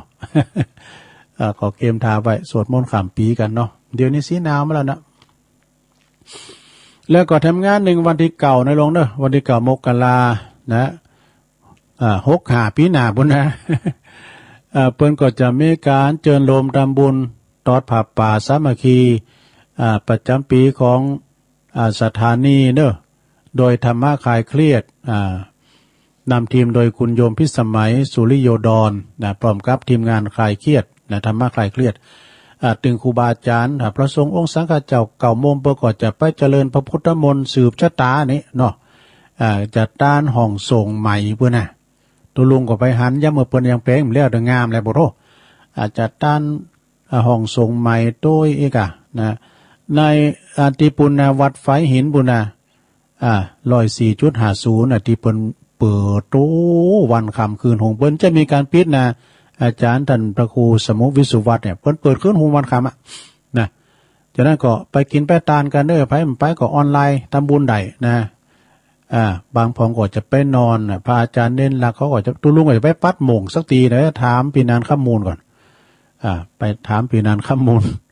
ว่าจะมีหม่งตอนใดวันที่17วันที่7นั้นก็จะไปละนะดอยนางแก้วก็จะไปปัดหม่งก่อนไปนอนเพิ่นก่อน แล้วก่อนที่ดอยนางแก้วถ้าไผไม่ได้ไปก่อนปิยังเด้อเพิ่นก็จะมีถ่ายทอดเสียงถึงภาพถึงเสียงให้ศรัทธาได้พอนะก็ไปพอไปกอยกันเนาะศรัทธาเด้อขอบคุณโยมแม่คำแดงคลองมีโดยเนอเปิ้นกอดตักมาตังลายโยมอาลีจากตุ่นเป่าสันกำแพงไหวสาตุลุงเจ้าเพลงบะเก่านิมนต์นะเพลงบะเก่านิมนต์ดีเอ็นโด แล้วก็แม่สีดาคนงามจากเว้งป่าเป่าโดยชมรมวิทยุสมัครเล่น CB ดอยหลังถ้ำโดยนิกรชัยน้อยปิกมาละก้าเป็นไปรับเสด็จนะปุ่นอมก้อยปุ่นนะทีมงานของตังสกายก็ไปตังศูนย์นกยุงก็ไปตุลุมได้ไปนะห่อฝากห่อเป็นไปละแล้วก็คุณแม่สีดาแม่กันดาโดยกดตักมาอะไรเจริญพรขอบคุณในคุณแม่เนอคุณยายแดงดอกตะล่อมเฮ็ดว่าก็มาอันนี้ปากคอยไตแม่พันธวันนะเนอฟังอยู่เนอตัวลุงไงนะโอ้แม่บุญยวงแม่น้อยแซ่พันเจริญพรในแม่เนอแม่ก็ฟังตัวเต็มเจ้ามาละนะตัวเต็มคืนมาละเปิ้นก็ส่งไล่มาขอบคุณในแม่เนอฟังกันไปแม่จันสมพันสมบัติเขาเนี่ยเปิ้นฟังกันแล้วก็เจริญพรขอบคุณกับโยมโยมปียุพินปีน้อยนะหอมมาลาจากแม่หยวกเนอะปุ่นตีนาสารากลางปุ่นนะแล้วก็มาก็มีปีนานซักสี ปีนานซักสีนี่เปิ้นอยู่สันป่าตองโคศกเสียงทองฟังอยู่เนอะตุลุงเนี่ยแล้วก็มีมาแถมก็มาพี่น้องบ้านไกลแม่จิรพันธ์โมป้อแม่จิรพันธ์นี่ก็ฟังอยู่เนื้อตุลุงไว้สาเจ้าป่นอยู่ปูนหนองโบเมขจารบุญนะอาจารย์ชัยทองขันอันนี้พอครูเก่าตุลุงฟังอยู่ครับตุลุงโอ้หันพูกันเนอะครูบนดอย เปิ่นขอฟังครูบนดอยถ้ามีเวลาพูก็จะจัดอันเพลงขวัญใจของอาจารย์คู่เฮานะพะเยารอเธอ ครูเปิ้นชอบนะเพลงเนี้ยพะเยารอเธอเปิ้นมีประวัติหรอเจริญพรขอบคุณกับคุณโยมแม่ชี จินพานีอู่ทองโดยเนอแล้วก็แม่ครูทองคำที่วงคำโดยจากเสาหินสีโบบานอสมดีเด่นประจำเพิ่นฟังตลอดไม่หลงสายฝนจันกุลนะจากน้องผ่าขาวเนอเจริญพรพี่น้องหลายปิ้งแม่สีโนนสีจุ่มปุ้นเปิ้นอยู่ไม่อายปุ่นนะแสนตุ่นโมงนะตัวเป็นหนุ่มจากวัดไฟหินไปลืมเนอเกียมผ่าปกเนอวันที่7ก็ไปเลยไปโคไปตังเนอตัวเป็นหนุ่มวัดไฟหินเนอปอบุญศรียานนะโดยแม่อายลุงนัดรถเดือนชัยปินตามาแล้ว โยมสุมาลีใจตาแม่สุทัศน์ดีมูลเนี่ยอันนี้แสนพรหมแม่แดงอัมพรแม่แดงอัมพรในประยุทธ์แตนดอกไม้เนาะอยู่แตนดอกไม้สุนีกองบุญโดยเนอขับไวสาลุงเจ้าสาธุแม่พลอยมณีโดยฟังอยู่เจ้าในประยุป่าหาเนี่ยร้านพัฒนันโดยขอบคุณร้านพัฒนันกับโยมแม่การดาในเปิ้นถวายเต้นว่ะนะแล้วก็มีแม่เดือนเพ็ญทิมหว่างได้ฟังอยู่เนอฟังอยู่เนอเจ้านะโอ้คุณแม่ครูเพลินพิษทิพย์พลึกจากบ้านแป้นแต่ว่าเปิ้นตั้งใจจะมาหาตุลุงเหมือนกันนะเปิ้นก็ไปตึกได้วัดปากตั้งเจริญอีแม่ครับรถขึ้นดอยบ่ได้เนอตุลุงนี่นะมันเป็นยังนะแม่เนอปากันดอยนาแก้วบุญ แม่แสงเอ้ยสุติวงศ์เนอแม่แสงเอ้ยสุติวงศ์แม่ย่อยสันทรายเอิ้นแวดดังแม่ทาด้วยเนอแม่ทาสันทรายนะแม่ย่อยสันทรายแม่ทาเนี่ยเปิ้นติดเตียงเปิ้นฟังตลอดเจ้าชายก้าวเผาเนี่ยฟังอยู่เนอลุงอันนี้เปิ้นอยู่ปุ้นแม่ทามันก็นะเจ้าชายก้าวเผาเนี่ยนะโอ้อันนี้ปอบุญธรรมชัยกาดเนอปอบุญธรรมชัยกาดอันนี้เปิ้นอยู่หมูเปิงฟังอยู่เนอพี่อายไต้โหเฮาอายบรรจงกันทวงนี่เปิ้นตัวแทนพี่น้องนำดิบเนิร์ดเด่นจ่าปุ่งแก้เนอฟังตลอดแม่ครูยากศนโดยเนอแม่ครูแล้วก็โยมแม่สุมาแม่หลวงสุมาลังกาพินโดยกราบไหว้สาเจ้าตุลุงฟังทั้งหมดตุลุงทองแล้วเจ้าดูลูกเจ้าได้เมตตาบารมีตามอาจารย์ท่านพระอาจารย์สมเพชรปัญญาโนนวัดป่าไผ่บ่อทองนะไหว้สาตัวปีนะครับเนอปาการวัดดอยนางแก้วเนาะไม่ใช่วัดปาการที่ดอยนางแก้วเอาเมตตาบารมีตามอาจารย์ท่านเจ้าอธิการวิชาสุจินโนเนอว่าที่เปิ้นก็ส่งมาถึงวานแม่วัดตุลุ่มออกรายการเปิดก็ถึงส่งมาปิ้นประจำนะไหว้สาตัวปีนะครับเนอเจ้าคณะตำบลม่วงน้อยเจ้าวาดวัดป่าตาลบั่นแซมนะตัวปีเปิ้นก็สม่ำเสมอนะส่งไล่มาสม่ำเสมอเจริญพรขอบคุณตังปครูสุทัศน์การทวังเดนเดอร์ปครูอันนี้เปิ้นนั้นปิ้นนั้นปอจานวัดด้วยโอ้มาตึมเขี้ยววัดอตุ จบจากครูพุทธเกษตรแล้วก็มาปิ้นปู่จานแถมปิ้นปู่จานแล้วล่ะปิ้นหยังปิ้นปู่ลามจนละปิ้นหยังปิ้นตู่เจ้า มาบวชได้แล้วปครู เอาแล้วนะศรัทธาญาติโยมตุลุงมดเฝ้าแล้วนะตุลุงก็จะได้เปิดสายเนื้อสราเนี่ยพระจะโทรมาก็โทรมา0899556506ว่ามาดูเจริญปอนไปสาเจ้าตุลุงยองแม่น้อยมาละแม่น้อยกัดนัดเจ้าผู้นึงก็เฉลยเนอะอันถึง7,000ก็เนาะว่ามันมีคำตอบเป็น5ข้อก็เนอะตอบมาสักข้อก็ยังดีนะเจ้าโควิด19ส่องท้อยแน่นอนเพราะโอไมครอนมาเต็มนะเจ้ามันเป็นพันธุ์ใหม่โควิด19ไปมันเข้าเมืองไทยอยู่แอฟริกาอยู่ใกล้ๆอย่าเข้าเมืองไทยเนอะเจ้าป้องกันดีๆน้องปีหนุ่มเฒ่าโควิด19เพราะมันกลายพันธุ์ลบมันอยู่บ้านอยู่ใดเดินฟันโควิดมาวันบ่ตันได้เท่ามันบ่เว้นไทยยิงใจหนุ่มเนาโควิด19บ่ไหวเนินนายถ้าหากใครเป็นบ่หายก็ตายระวังเนินนายตายเต้นในเจ้าใครตายโควิดมันก็น่าเศร้าลงทุนดำเจ้านายเฮยเจ้ากำยองวรรณกรรมนะเจ้ากำว่าบึ้ดนะเจ้าภาษาไทยแปลว่าอีกสักครู่รออีกหน่อยนะเจ้าทั้งวันตื่นอ่อนโอนนั่นจะตั้งไปหือนะเจ้าทำบุญเจ้าเจริญปอน บึดแปลว่าอีกสักครู่ไอ้นะ ขอบคุณแม่น้อยกาดหนัดในบ้านดอนหลงเจริญปอนเจ้าสาธุเจ้าแม่น้อมะเจ้าแม่น้อมตาจางเจ้าฟังเจ้าแล้วเจ้าดีกะเวงป่าน้องลอยฟังอันคืนวัดหวยต้องซักเนาะเจ้าดีกะขอบคุณแม่น้อมหลายๆเด้อเจ้าบุญรักษาสาธุ0899555656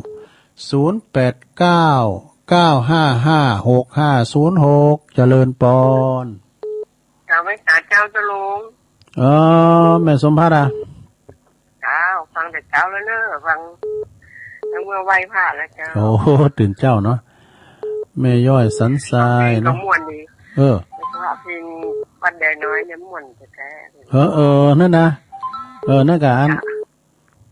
เพลงประวัติแม่จอมแม่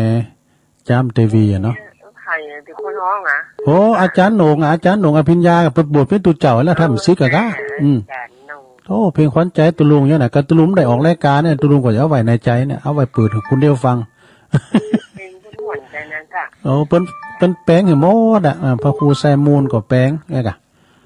เนาะเปิ้นเป็นพระแล้วเนาะเปิ้นบทเป็นตุเจ้าแล้วทำซิกะท่านโบสถ์อันตลอดจ้ะเนาะแต่ว่านั้นเพิ่นก็จะไปดูท่านบดิกาประเสริฐประสานโนเขาเนี่ยไปมอกะดอยสุเทพไปหลายอยู่กะมั่วอาจารย์หนูอาจจะไปนอนขอบคุณแม่สมภัทรเนอเจ้าสาธุมันเป็นกำลังใจนะตุลุงก็ลุกมาได้เมื่อตีหนึ่งแล้วก็ว่าไม่ไผฟังกล้านี่คนเดียวอย่างพี่บ่าเหมือนกันน่ะเจริญปอนเอาไว้สาธุลุงโอ้หายไปเมืองในปะบุญมีโทษจิตนี่แหละปะบุญมีเมืองกลางก็ได้บุญตันอย่างมาละบุญปันน้ำเนาะว่าโทษเล็กกับจิตบุญมีเมืองกลางเดี๋ยวแล้วไปก่อนเนาะพี่ยังปล่อยมันขี้คายกันเนาะฟังมาหน่อยอ่านถ้าตูลุงลองมาตั้งแต่ใต้ก่อนก็ได้กันขอบคุณปอบุญมีเนอะชัดเจนในเรื่องตุงเนอะเราไว้สาโอ้สาธุโทษตั้งนานนี่ชัดเจนแต่ก็โคงเป้ากะอังคลักกะหมดนี่นะโตมันอยู่ไก่สถานีหรอเจริญปอนไว้สาเจ้าทุลุงแม่ใจเจ้าโอ้แม่ใจน้ำหลัดแม่หลงใจมาแล้วฟังเจ้าแล้วบ่ฟังแต่เจ้าเลยเจ้าดีกะฟังเพลงกับทุลุงเลยเจ้าฟังเพลงเก่าเนาะเพลงเก่ามันมนดีชัดเจนดีนะเจ้าชัดเจนเด่นเนาะแม่เนาะขอบคุณแม่ใจหลายๆเด้อส่งกำลังใจไปตีโปรแกรมนั่น40,000โดยนะพี่น้องน้ำรัดมาฟังกันหลายนะปตโตบ้านเปิ้นกว้างบ้านของครูบาพลน่ะเจริญปอนกราบไหว้สาเจ้าตุลุงโอ้เสียงป้อยดีแม่ซีท่อเนี่ยกันเนี่ยเจ้าโอ้พี่น้องน้องโบเจ้าแล้วเนอะน้องโบเนาะน้องโบวันนี้ทำจันหวนแดกวันนี้ทำหวนดีวันนี้หนาวแล้วจ้ะตุลุงเนี่ยน่ะวันนี้ยังแควนไปเฮ้ยวันนี้ยังแควนใช้ประการเย็นขนาดหนาวจำปูนเนี่ยมันนึงปูนหน่อแต่เมืองฟ้างนี่หนาวแต่โดยนางเกี่ยวนั่นกลางวันก่อนหนาวอย่าโดยนางเกี่ยวเลยนะเจ้าที่ตามตลอดนะตุลุงโอ้ขอบคุณแม่สีท่อนักๆเด้อเจ้าจากไม่สาเจ้าอันนี้ตัวแทนพี่น้องน้องโบชัยปราการเพิ่นฟังกันหลายว่ะแม่โบพันเนาะทำตับเต้าฟังอยู่เจริญปอนเจ้าไว้สาเจ้าตุลุงนิยมพิสมัยเนาะเจ้าวันนี้ขอบคุณเรื่องหน้าที่ตุลุงประชาสัมพันธ์งานที่ใกล้เข้ามาแล้วนะเจ้าเราต้องขอบคุณพระครูพี่วัฒนาวิกรมที่เจ้าเครื่องเสียงมาช่วยทางวัดสาหินก็บอกว่าวันที่5ตุลุงจะไปก่อนที่5ตุลุงเขาไปวันที่7ไปวันที่7ตุลุงเขาไปวันที่7ไปนอนวันที่7กับพี่นันขมูลเขา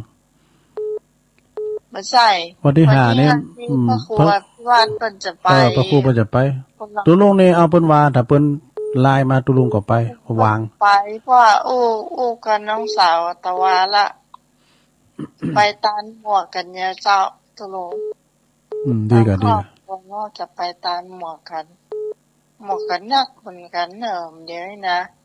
ตำพุ่นก็ไทยนาวพอสมควรเนาะได้นะแก้วจะอู้กับน้องสาวตะวาหรอต้องก็คือเปิ้นอู้กันเองว่าจะไปวันไหนกันแน่อ่ะขอบคุณหลายๆเด้อยินดีตุลงเจ้าฮะเจ้าสาธุฮะสำรับอันอาหารการกินเนาะบ่ต้องห่วงนะเจ้าตั้งเฮาก็ดูแลไว้แล้วจัดการไว้แล้วเนาะโอ้กองทัพเดินด้วยท้องขอบคุณหลายๆเด้อสำหรับภัตตาหารเนาะเจ้าก็ต้องขอบคุณตังพ่อครัวพี่ว่าโดยว่าเปิ้นจันจรให้มาพ้องเนาะอันนี้อู่ถึงว่างานไหนหมายถึงว่างานวันที่9ที่9เพิ่นกะวันที่9ขอบคุณเด้อต้องโกแลปุตโตกลางห้องต้องเวปุตโตพี่นั้นข้อมูลสั่งพิเศษมาเลยคุ้มๆเลยพี่นั้นเจริญพรสาธุจ้าอันตุลุงเนี่ยต้องใจหมกก็ได้ก้ามีหมกกันนอกในตัวแล้วเนี่ยสุมาเด้อเจริญพรเอาโหโตเก่ามาลิ้นมาแล้วป้าน้อยบุญปันครับผมพาพิงไปหาได้โอ้เสร็จทำวันนี้ได้เข้าท่าตึงนิทานนิยายกับม่วนเฮ้ยโอ้ขอบคุณเด้อ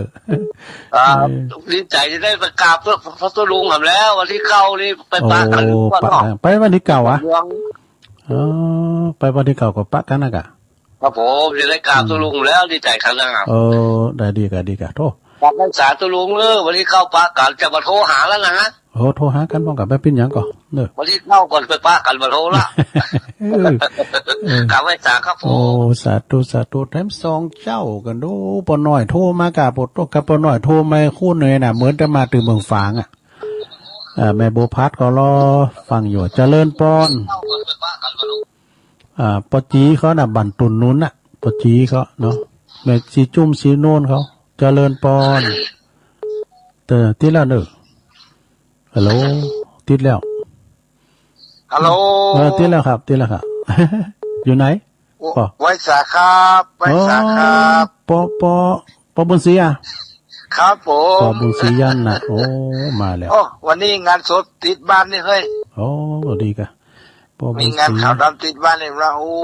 งานข่าวดำตั้งแต่เดือนแล้วนี่ศพวันแต่ว่านี่วันที่1โชว์วันติดบ้านเนี่ยไปยะเปิ้นมาเปิ้นนั้นเปิ้นสร้างบารมีมาตึงอันเนาะเปิ้นก็อย่างได้ทำเจ้ากะโอ้จะเป็นได้ช่วยกันตึงงานผมได้การได้งานอย่างตลอดเดือนโอ้ก็เปิ้นโตเป็นโคศกประจำหมู่บ้านว่าไปได้ติกะเดี๋ยวนี้เปลี่ยนตำแหน่งละไปเปลี่ยนอยู่คือก็เปลี่ยนแล้วเป็นสปลเป็นผู้ดูแลเนาะผู้ดูแลสุสานเป็นอย่างแหละเปลี่ยนเป็นสปลวันนั้นตุปีจะน้อยมาถึงน้องเอิงแล้วว่าจะไม่หาตัวลุงเนี่ยปุตโตก้านทาตอนรับมาถึงสักคำเฮาก็เกมเหม่งเกมมูลีวันนี้เนาะว่าจะมาเดี๋ยวนี้ผมอยู่ที่ลูกศิษย์นะอยู่เลยนะบุญจะขึ้นไปคารวะหลวงพ่อเองการนำเรียนหลวงพ่อไว้จะดีหลวงพ่อถึงไปไหนด้วยเนาะมาสักคำเนี่ยจุกันใบจุกันบอดเพื่อนระดับปิกไปบ้านนี่ก่อนปิกไปบนวัดว่ะตัวปีจ่าน้อยอยู่วัดเนี่ยก็สันห้างเนาะสันห้างฟังหาก้าโอ้ปอน้อยลุดไปเนอะสุมาเนอะลุดไปอันนี้ปอบุญศรีญาณนะเนอะเจริญพรจ้าไว้สายจ้าตุลุงโอ้แม่เอื้องไพโตมันได้ไม่หยอดฟังอยู่นะจ้าตุลุงไม่ใช่ตุลุงได้อู้คนเดียวนะคนนอนมารับคนนักขนาดเลยเจ้าแม่น่ะเจ้าตุลุงน่ะปิ้นล่ำปิ้นนอนน่ะมันถึงรายการเฮาไอ้น่ะตุลุงรักษาหน้าที่ของตุลุงคือดีดูแม่น่ะทำหน้าที่ของตุลุงได้จัดดีเจ้ามันรับผิดชอบเกินไปสันเตอก่อนปิ้นล่ำปิ้นนอนมาได้กะเจ้า จ้าไว้สาเจ้าตะลุงกำลังใจตะลุงเด้อสาธุแม่เอื้องไพรชัยยองในเพิ่นเข้าถึงถ้ำน่ะส่วนถ้ามาจักได้มันต้องดูหนังสือน่ะตะลุงยังได้พออยู่พอไงเนี่ยดงฤาษีน่ะนี่นะเอื้องไพรชัยยองมหารัตนอุบาสิกาแก้วเจริญปอน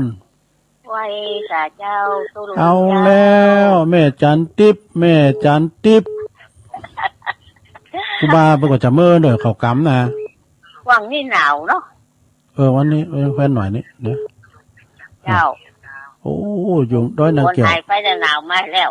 น่ากะฝนหายไปแล้วหนาวมาแถมแล้วเจ้า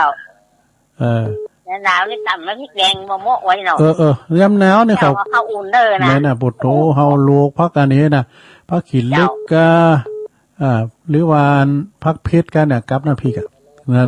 ตามน้ำพริกตะแดง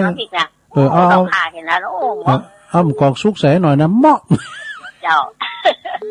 แต่ก็ยังว่ามันดื่มเป้งหลับนะมันสุมาเด้อขอบคุณแม่จันติบหลายๆเด้อกำลังใจสู้ลุงเด้อเจ้าไว้สาเจ้าเพิ่นลืมมาสาเข้ากรรมเด้อครูบาเพิ่นจะไปเข้ากรรมนะวัดเกตกะลามนะแต่โจเจ้านิมนต์หลวงพ่อพระครูโชติสุวรรณสอนวัดศาลาไปด้วยกันก่อนเจริญพรมาจากการเจ้าโอ้เจริญพรแม่ครูเนแม่ครูลาวันแม่ครูขอบคุณตุลุงกันนักนะเจ้าที่เทศอาโปดอาจารย์ทวีพอครูทวีนะเจ้านะจ๊ะเจ้าเจ้ากับต้องบอกกระถาฟังนะเจ้าวัดพัดดีใจแล้วเดี๋ยวไปหันวัดดอยน้อยวัดท่าดอยน้อยตั้งกันเลยเฮาก็หันแม่ครูเป็นข้างแรกอ่ะสะดุ้งแล้วนะก่อมพี่ยังก่อเฮาในการแม่ครูจะสะดุ้งอ่ะเฮาแล้วคนเฮาก็แย่นี้เนาะก่อมพี่ยังกะตัวขอสุขภาพแข็งแรงอ่ะแม่ครูนี่มีโรคภัยไข้เจ็บยังสักอย่างเนาะมีอย่างสักอย่างออกกำลังดีแล้วกะเจ้าได้หันตุลุงละใจดีแล้วนะกะอันกอดกะกอดตุลุงก็ตึงไปไหนว่าแม่ครูเพิ่นผิดทิพย์พลึกเนี่ยเพิ่นไปตึกให้หันโดที่วัดพระครูอภิวัตรว่าเปิ้นไล่เข้ามาว่าอันขับรถขึ้นดอยได้ดอกเพิ่นก็มาทำบุญแถววันเกิดเปิ้นว่ากล้าจ้าจานเพิ่นผิดจังหนุ่มแล้วแม่ครูก็เด้อกะบ้านแป้นเนาะเพิ่นอยู่บ้านแป้นครูก็ได้6รอบแล้วน่ากะยังศีลหนุ่มอยู่โดคุณแม่อันโรคภัยไข้เจ็บในเดียนะกินข้าวลามกินน้ำลุงเนาะจ้าก็ขอบคุณแม่ครูหลายๆเนอะที่มาทำบุญนะขอบพระคุณอันตุลุงเตยนะเจ้าสาธุเจ้าวันนั้นเปิ้นก่อนนั่งรถในกาเป็นล้านปลายเปิ้นนอกมากับอันลูกบ่าวเปิ้นก็ถ้าเป็นครูไหวสาเนอะตัวปีสมนึกสมเพชรครับไหวสาตัวปีครับตุลุงจะมานอนวันที่7ครับก็อันเปิ้นไปจะเป็นไปนี่เปิ้นอย่าไปวันนั้นอันนี้ท่านพระครูครับผมไปจบวันที่วันที่2วันที่12ครับจบวันที่12อ่ะครับผมครับจนตุลุงนี่ไปสวรรค์นี่นั่นก็อันแกนั้นเปิ้นก็จะไปอยู่ไปใจพอให้นะไปสร้างเขากำอ่ะครับตุงได้มันมีไผ่นะครับนะผมอายุ2ต้นพ่อก็ต้องไปยากครับแม่นตัวปีนี่เปิ้นอุปถากงานเขาล่มเหลวเนี่ยโควิดก็นะนั่นน่ะเพราะจะมีแน่ว่ะนี่นะเราครูเอาเป็นว่าแล้วนะครับมันบักขึ้นเนี่ยอะไรแม่นโอ้จะขึ้นผมไปเป็นสนามเพลงประเทศอ่ะเอาวัดในตาเป็นที่โรงพยาบาลสนามเอาไปเตะก็เสียงเราพูดเลยปวดในตาเป็นว่าตาครับทุกสบายดีครับตามมาตรภาพนะไม่ได้ไปไหนอยู่กับวัดว่าบัดได้ไปวัดตัวแดงว่าปอดุลพลังมาโคตรมาเกลียดกันเอิ้นไปกับเพิ่นก็ฟังกันน่ะปอดุลน่ะเพิ่นพี่ยังแลมันไปหากันได้เตยอ่ะเนาะโอกาสจะรักกันล่ะก็นั่นก็ครับโรครักษาสุขภาพด้วยครับครับผมครับจะไปเดี๋ยวจะสั่งน้ำพริกน้ำเผ็ดขึ้นไปบนดีกันบอกคือไม่ป้อว่าบ่ได้โรไปครับไปสงคำอ่ะครับไวซ่าตัวปีนึงแต่ว่าจะลงไปลงกินน้ำตาลจะโดนเข้าไปครับอากะ ครับไปสาการนมัสการตุลุงที่เคารพครับผมอันนี้ท่านอาจารย์สมเพชรปัญญาโนเนอร์เปิ้นดูแลครูบาโดยเปิ้นก็จะไปสาเข้ากรรมเอาอันหอมตอกไปเด้อเด้อหอมตอกดองอ่ะ กระเทียมโทนเจริญปอนกราบไหว้สาครับหลวงลุงโอ้สายบุญมาแทศกันแล้วเน้นลักเนาะพระอาจารย์เน้นหลักหลงเน้นมาแล้ววันนี้ก็โอ้หม่อนอกม่อนใจได้ฟังแล้วฟังธรรมเนาะฟังธรรมชาปนกิจคำสอนครับเป็นนุสติศรัทธาญาติโยมทั้งหลายอันนี้นิทานก็ฟังไปปริยัติเจตจอมพวกมาอยู่ในคู่เปิ้นดีหรอกเปิดขนาดเปิดตอนเท่าพระพุทธเจ้าก็ยังเอกปัดนี่พระพุทธเจ้าเพิ่นก็ได้ยินเนี่ยเอามาสอนเกี่ยวกับดักวิดกับนั่นเงียบปิ้งแล้วกันนั่นน่ะจะได้กลับไปกำลังใจหลวงลุงเสมอนะครับแล้วก็ศรัทธาญาติโยมที่เพิ่นฟังตัวเน้อคำเน้ออันนี้เป็นกำลังใจโตตั้งแต่สายแรกมันมาได้เครื่องกลางนี่ดอกดีอยู่เหลือเวลาหลายอยู่ดอกครับมาได้เครื่องกลางเนี่ยกว่าจะติดได้เนาะขอบคุณหลายๆเน้อไว้ซะอาจารย์เน้นหลักหลวงเน้นเพื่อก็จะไปนอนนะวัดไฟหินน่ะตุลุงก็จะไปปัดโมงอยู่เจริญปอนไปจ้าเจ้าตรุงแม่ไข่แก้ววงคำเจ้าฟังอยู่เด้อพี่น้องโบกข้อห้ามาแล้วหนาวบนดอย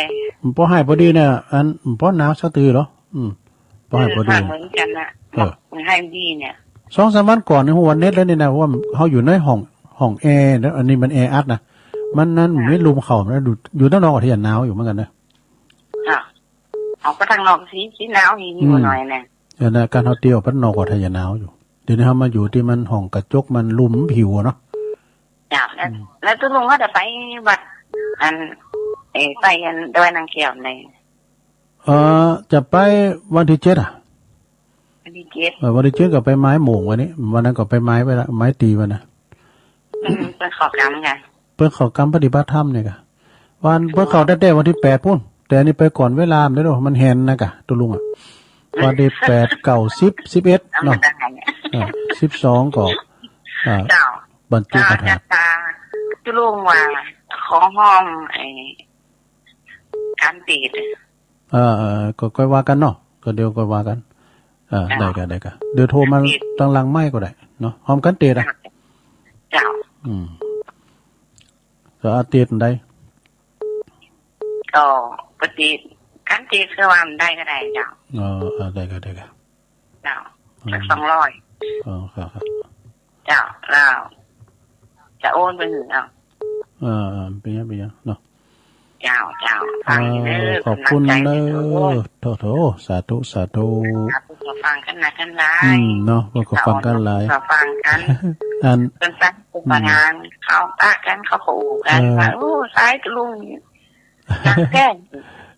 แล้วก็อันแม่พาเขาหมูตั้งอันแม่ลงใหญ่เขาเนาะแม่คาวีขนาดเนาะก็ฟังกันอยู่กะเนาะแม่ลงย่าก็พี่คงไข่พี่เต้งอยู่วะโอ้แม่ลงพานะเจ้ายังก็ได้แต่เด้อคืออย่ามือฮอดปนนั้นเป็นเที่ยวใดไปปิ้นไปวัดดีขนาดอ่ะปิ้นโอ้มันจะฟื้นมาในยากันโอ้ปิ้นยังไงมันก็หายก็เอาวิทยุปิ้นกูเด้อไม่พาเด้อเนาะจับไปไปเอวไปอยู่ไปใจให้เพิ่นพอกันเด้อเนาะสาธุก่อนตั้งใจนะแม่ลงใหญ่ก็เหมือนกันเนาะเพิ่นก็นั่งอยู่กับเพิ่นนั่นน่ะแม่ลงใหญ่อุดศิลน่ะฝากกำลังใจไปให้แม่ลงใหญ่เด้อแม่ลงกิ้วเขาพูนแหมเนี่ยปังกดเต้นบุญแหมน่ะแม่ไข่เขาอ่ะเพิ่นก็ฟังปีนั้นปีนั้นบุญเลิศตุ้ยใหม่ครับบุญนะฝากกำลังใจไปที่พอเสียวค่ำเด้อกองตองกายนี่เสียวเดียวกันเนาะเจริญปอนเดี๋ยวเจ้าตุลุงมาจันปางิ้วเจ้าแม่จันปางิ้วได้ติดหนักขนาดดีกะแม่จันปางิ้วเจ้า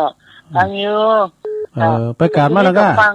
รับละท่านนะก็ไปปิ้นสางก่อนรับของอากาศมันทำก่อมรับหรอกเนาะม เมื่อคืนเมื่อวันนั่นแกเนาะตุลุงเนาะแม่น่ะใครดีตุลุงเตเจ้าก็ที่จะรับในเนาะเจ้าอ่ะขนาดเตแต่ๆนะก็เป็นรถก็เสลียวก็ออกข้างตั้งแล้วขอบคุณแม่จันสาธุนะฮะเจ้าเอาอย่างไรตุลุงลืมอะไรอันที่ว่านั่นมาอย่างก็ชีวิตเราเกิดมาทำไมนั่นหนามาส่งมาให้แม่จีนโอ้เด็กะเจ้าสาธุเจ้ารักษาเจ้ากันลืมกับตักมาทำเด้อลายแม่จันมีฮะลายแม่จันมีเหรอลายแม่จันของแม่อุ้นน้องแฮกเกอร์นั่นแหละอุ้ยน้องนะก็อันนั้นให้แม่จันเจ้าแต่ว่าเมื่อแรงก็ฟังหลายลายแต่ว่าฟังวิทยุนี่ของจือมันคนละอย่างนี่ไปจำได้เนาะคนละยี่ห้อนี่แม่จันขึ้นทำจือเนี่ยพี่ยันเนี่ยบุจะไล่เจริญปอนเจ้าข้าพเจ้าเจ้าตุลุงอันนี้แม่ปานีเนี่ยพี่น้องฟังเจ้ามอมาแล้วไปใจมาฟังตุลุงเนอะฟังทุกองเนอะดีกะยังแต่ว่าแม่ปานีมาปวดลำโทมันก็เจอนีจรเนี่ยไปทางใดนะตุลุงกูเตือเขาหัวจักชื่อปานีเนาะไปเดี๋ยวนี้แม่ปานีไปไหนแม่ปานีไปไหนว่าเป็นว่าเปิดฟังกับขนาดนี้ก่อนหน้านี้อย่าแม่วานบันกอกกาอันนี้ข้าแม่วานที่โทรหาตุลุงนะไอ้แม่วานบันกอกได้ฟังเจ้าฟังแล้วเจ็บแขนเขาว่ามันเป็นยังน้อยเนาะโทรหาตุลุงเขายังได้อยู่เนาะว่าสบายมากไงค่ะนั่นก็เขาก็ฟังแม่ปานีนี่มึนนะแกเนี่ยมันโทรมาเฮานะแต่ตุ้นอื่นไม่โทรนะเจ้ามันโทรมากันฟังกันเนาะได้นะเปิดคนอื่นโทรฟังเนาะเป็นระยะห่างเนาะขอบคุณแม่ปานีสาธุเป็นกำลังใจเด้อที่ตุลุงจะไปอันพุ่นนะน่ากะยังนะไปดอยนางแก้วนั่นมอนภาษี2 มื้อนะกะเนาะเจ้าอนุโมทนาสาธุนะเจ้าแม่จงดีเขาเพิ่นก็จะไปปอหน่อยบุญปันก็จะไปหลวงพ่อก็จะไปเหรอว่าจังได้เจริญปอนมาแล้วคนอารมณ์ดีเจ้าแม่จันโสมโสอยากว่าในวันนี้นะดีกันแม่จันโสมมานิจักเจ้ามานิจรอันนี้มานิจักเดียวดิด2 ยกก็ลุดถึง2 ยกหลังกาดแม่สาวเนาะหนาวก็ตุลุงบ่หนาวเนาะเหรอพอดีไม่สาวนี่หนาวเนอะวันนี้นะกดตามมือฟ้าก็ได้แต่กะพุทโธก็มันหนาวลูกเหนือบนนี่มาหนาวได้3 วันแล้วนะวันนี้แก่ขนาดอันนี้มันปิ้นหมอกปิ้นเมยหลาไหมนะคันหลามาเนี่ยพอไปไหนหมดนี่แต่พอหันกะหันไฟรถแดงจริงหิงอ่ะแม่น่ะพอค่ะตู้เจ้ามาบินทบาทพอหันก็แข็งมาเดี๋ยวดักระวังพอเนตู้เจ้าเนเตียวขอบถนนแท้ๆเนี่ยเขาหันเท่าน่ะได้กันเนาะโอ้ฟังกุศลกุองค์นะเจ้าดังนั้นหลวงพ่อเพิ่งก็จะไปวันที่11ที่วัดนางแก้วแล้วก็42 วังนะจะได้คำไปนะแล้วก็ไปเจ้าไม่ได้มาได้ไปเจ้าอันนี้กำลังใจนะเจ้าขอบคุณแม่จันโสมเนอะเจ้านมัสการเจ้าอันนี้ก็แฟนครับประจำเนี่ยฟังตลอดทุกคนทุกองค์0899556506จบตุลุงกดต่อท่านพระครูเนอะยายพรมาแล้วที่รุ่นอะไรยังหาได้หรออันนี้ยายพรร้องวัวแดงเนาะยายพรจะคืนเฮิร์นได้จะคือเฮิร์นได้บอกแต่ไปตีทำให้ฟังมันแบบมันเลี้ยวเชื่อแล้วได้ก็เป็นเมชั่นชิดเจ๊จะลาเจ้าก็ไปบ้านตาเจ้าก็ไปฉีดยาได้โอ้ก็แปลงเฮิร์นเนี่ยคนหลังเนี่ยตัวใดตัวดีนี่มันแล้วทำเดียวก็เอาก้อนมันปานกับแป้งมันตัวเดียวมันใหญ่หลังใหญ่ก็คือเฮิร์นน่ะก็คือเฮิร์นหมายแม่น้อยเขาแม่บุญโยงเขาแม่จันติบเขาเปิดจะมาน่ะผมมาหอมปล่อยนะครับถึงมันจะเตะทำอยู่นี้เนี่ยเตะทำอื่นไปนี่ขามกับแป้งบัวกะนะสาระการดิจสูตรมันต้องใส่กันเตะต่อเนอะเย ยวรู้ว่ามีรถมาได้อยู่วันนั้นนี่ไปมีรถก่อนจะเอาเสียงนี่กับไปก่อนกระตุกกับพ่อมได้กับบอกล่อเอาเสียงไปกะน่าได้ยินวันนั้นไอ้เมื่อวัดเลยอันนี้เหรอจุดเจ้าวัดร้อยโลมาวัดลงมาเลยมาบ้านสอนนี่ก็เพิ่นก็จะไปกันอยู่ก้าตุลุงนี่ไม่ได้ไปเด้อลูกยายพรจะเปิดให้เราเนอะคุณหมอค่ะนะแต่ว่าหน้าเราเดี๋ยวนี้ปหลุมล่ะนั่นแหละเป็นเกศลาตอนไหนก็ระมัดระวังเลยยายพรเนี่ยจะไปประมาทกาจะไปตกเนอะพอมันต้องเมื่อไหนอยู่บ้านนะเนอะไม่ต้องไปไหนดีกว่าอยู่ที่บ้านเป็นหลุมหลบภัยที่ปลอดภัยที่สุด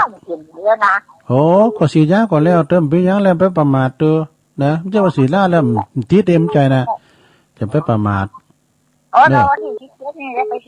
โอเคอ้าวเจริญพรเนอะสาธุยายพรร้องวัวแดงข้างกำแพงวัดเจริญพรโอ้เวลาไรอยู่นมัสการพระอาจารย์ครับผมอาจารย์นิพนธ์ว่าไปเลยครับนิมนต์ครับเวลาล่วงแล้วคาดแคล้วผันล่วงเลยการวันครบคัน7 ปีอยู่ร่วมกันมานำพาสุขีเพราะรายการนี้ช่วยชี้ผ่อนคลายธรรมะคลายเครียดเฉียดเป็นเฉียดตายมีความวุ่นวายมากหลายนานาช่วยกันประคองต่อตรงปัญหา7 ปีผ่านมาพากันสุขใจปัญหาเห็นต่างยังร่วมกันได้แม้ดึกเกินไปได้ใจคนฟังจนแล้วจนรอดตลอดรอดฟังเดี๋ยวนี้ก็ยังทั้งติทั้งชม9 มกราปีหน้ากราบก้มขอเชิญผสมชมรมพระป่าที่วัดฝายหินถิ่นเสียงเกิดมาช่วยค่าไฟฟ้าของสถานีคนเล็กคนน้อยจะพลอยสุขีรายการดี104.5ร่วมแรงร่วมใจคนใส่ศรัทธารายการลุดหน้าจะได้ฟังกันเมินสาธุกราบนมัสการครับอ่านแล้วครั้งหนึ่งแต่วันนี้อ่านตอนเช้า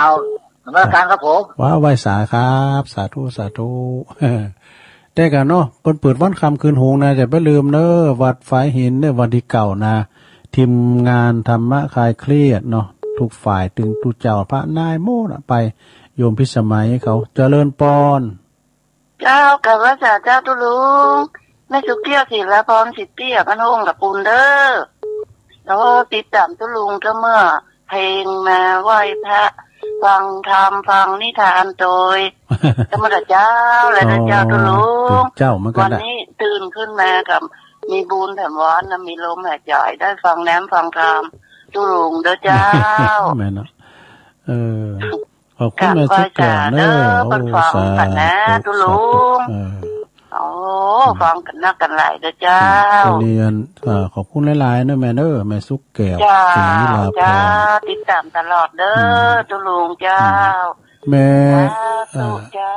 จังซอห่อมมาสักกำว่าเนี่ยนะแม่สายพินเนี่ยนะ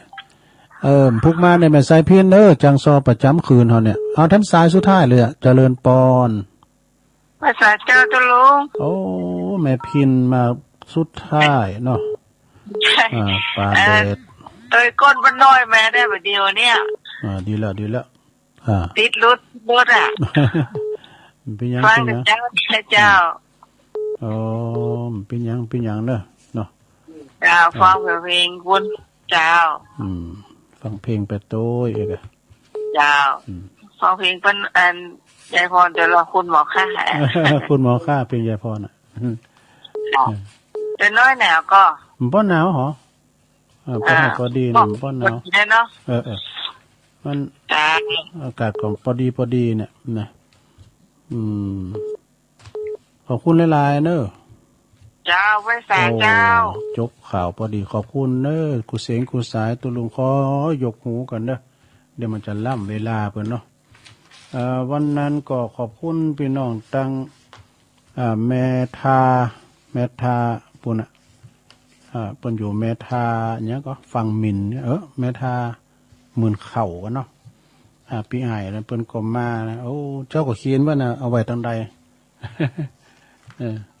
ก็ผู้ก็มาอ่านเนาะผู้ก็มาอ่านก่อนเอาละสดาญาโยมทั้งหลายตุลุงก็ขอโทษสายหน่อยนึงกันเด้อมหับสายแต่เด้อผู้ก็ว่ากันแม่น้อยกาดนัดแม่น้อมตาจางแม่สมผัดแม่ย่อยสันทรายปอบุญมีเมืองกลางแม่ใจน้ำหลัดจอมตองด้วยแม่สีทอนหนองบัวชัยปราการโยมพิสมัยดอนตันแม่ริมปะน้อยบุญปันมโนครเสาหินฝางเด้อปอบุญศรียานะแม่อายแม่เอื้องไพรชัยยองดงฤาษีบ้านหงเด้อแม่จันติบเกตการามแม่ครูลาวันกุยคำเมืองจีหลงตุปีสมเพชปัญญาโนวัดป่าไผ่บ่อทองไหวสานะครับเนื้อสามเณรเอารักปัญโยนานวัดสันเมืองแม่ไข่แก้ววงคำโบกก็หาเน้อปนจะหอมกันเตียนพุกจะเตียนถึงฟังได้ไหมเน้อพุกจะเตียนถึงฟังแต่เจ้าภาพกันเตียนก่อนแม่แก้วแม่ไข่แก้ววงคำโบกก็หาแม่จันป่าเงี้ยวเวงป่าเป่าแม่ปราณีมะนีจรนี่แม่ปราณีก็มอขี่เล็กแม่จันสมมณีจักในหลังกัดแม่สาวยายพรล่องวัวแดงคุณหมอค่ะอาจารย์นิพนธ์วัดพระธาตุดอยสะเก็ดเน้อแม่สุแก้วศรีลาพรจากศรีลาพรแล้วก็แม่พิมป่าแดดเน้อได้อยู่เศร้า2 สายพอดีสถานเนาะขอบคุณกูเสียงกูสายเน้อตุลุงก็สมโกนแก่เวลาที่จะได้นำรายการจากลาสถาไปก่อนสรามพุกเจ้าก็มาฟังกันแหมทั้งสองเจ้าอยู่เนาะผู้วันนี้ผิดพลาดอย่างไรก็ขอสุมาอภัยด้วยเน้อนำรายการจากลาเดี๋ยวไปหมุนขึ้นไปในฟังพระครูต่อเน้อตุลุงไปก่อนจัตตาโรธรรมาวัฏฏันติอายุวันโนสุขังปะลา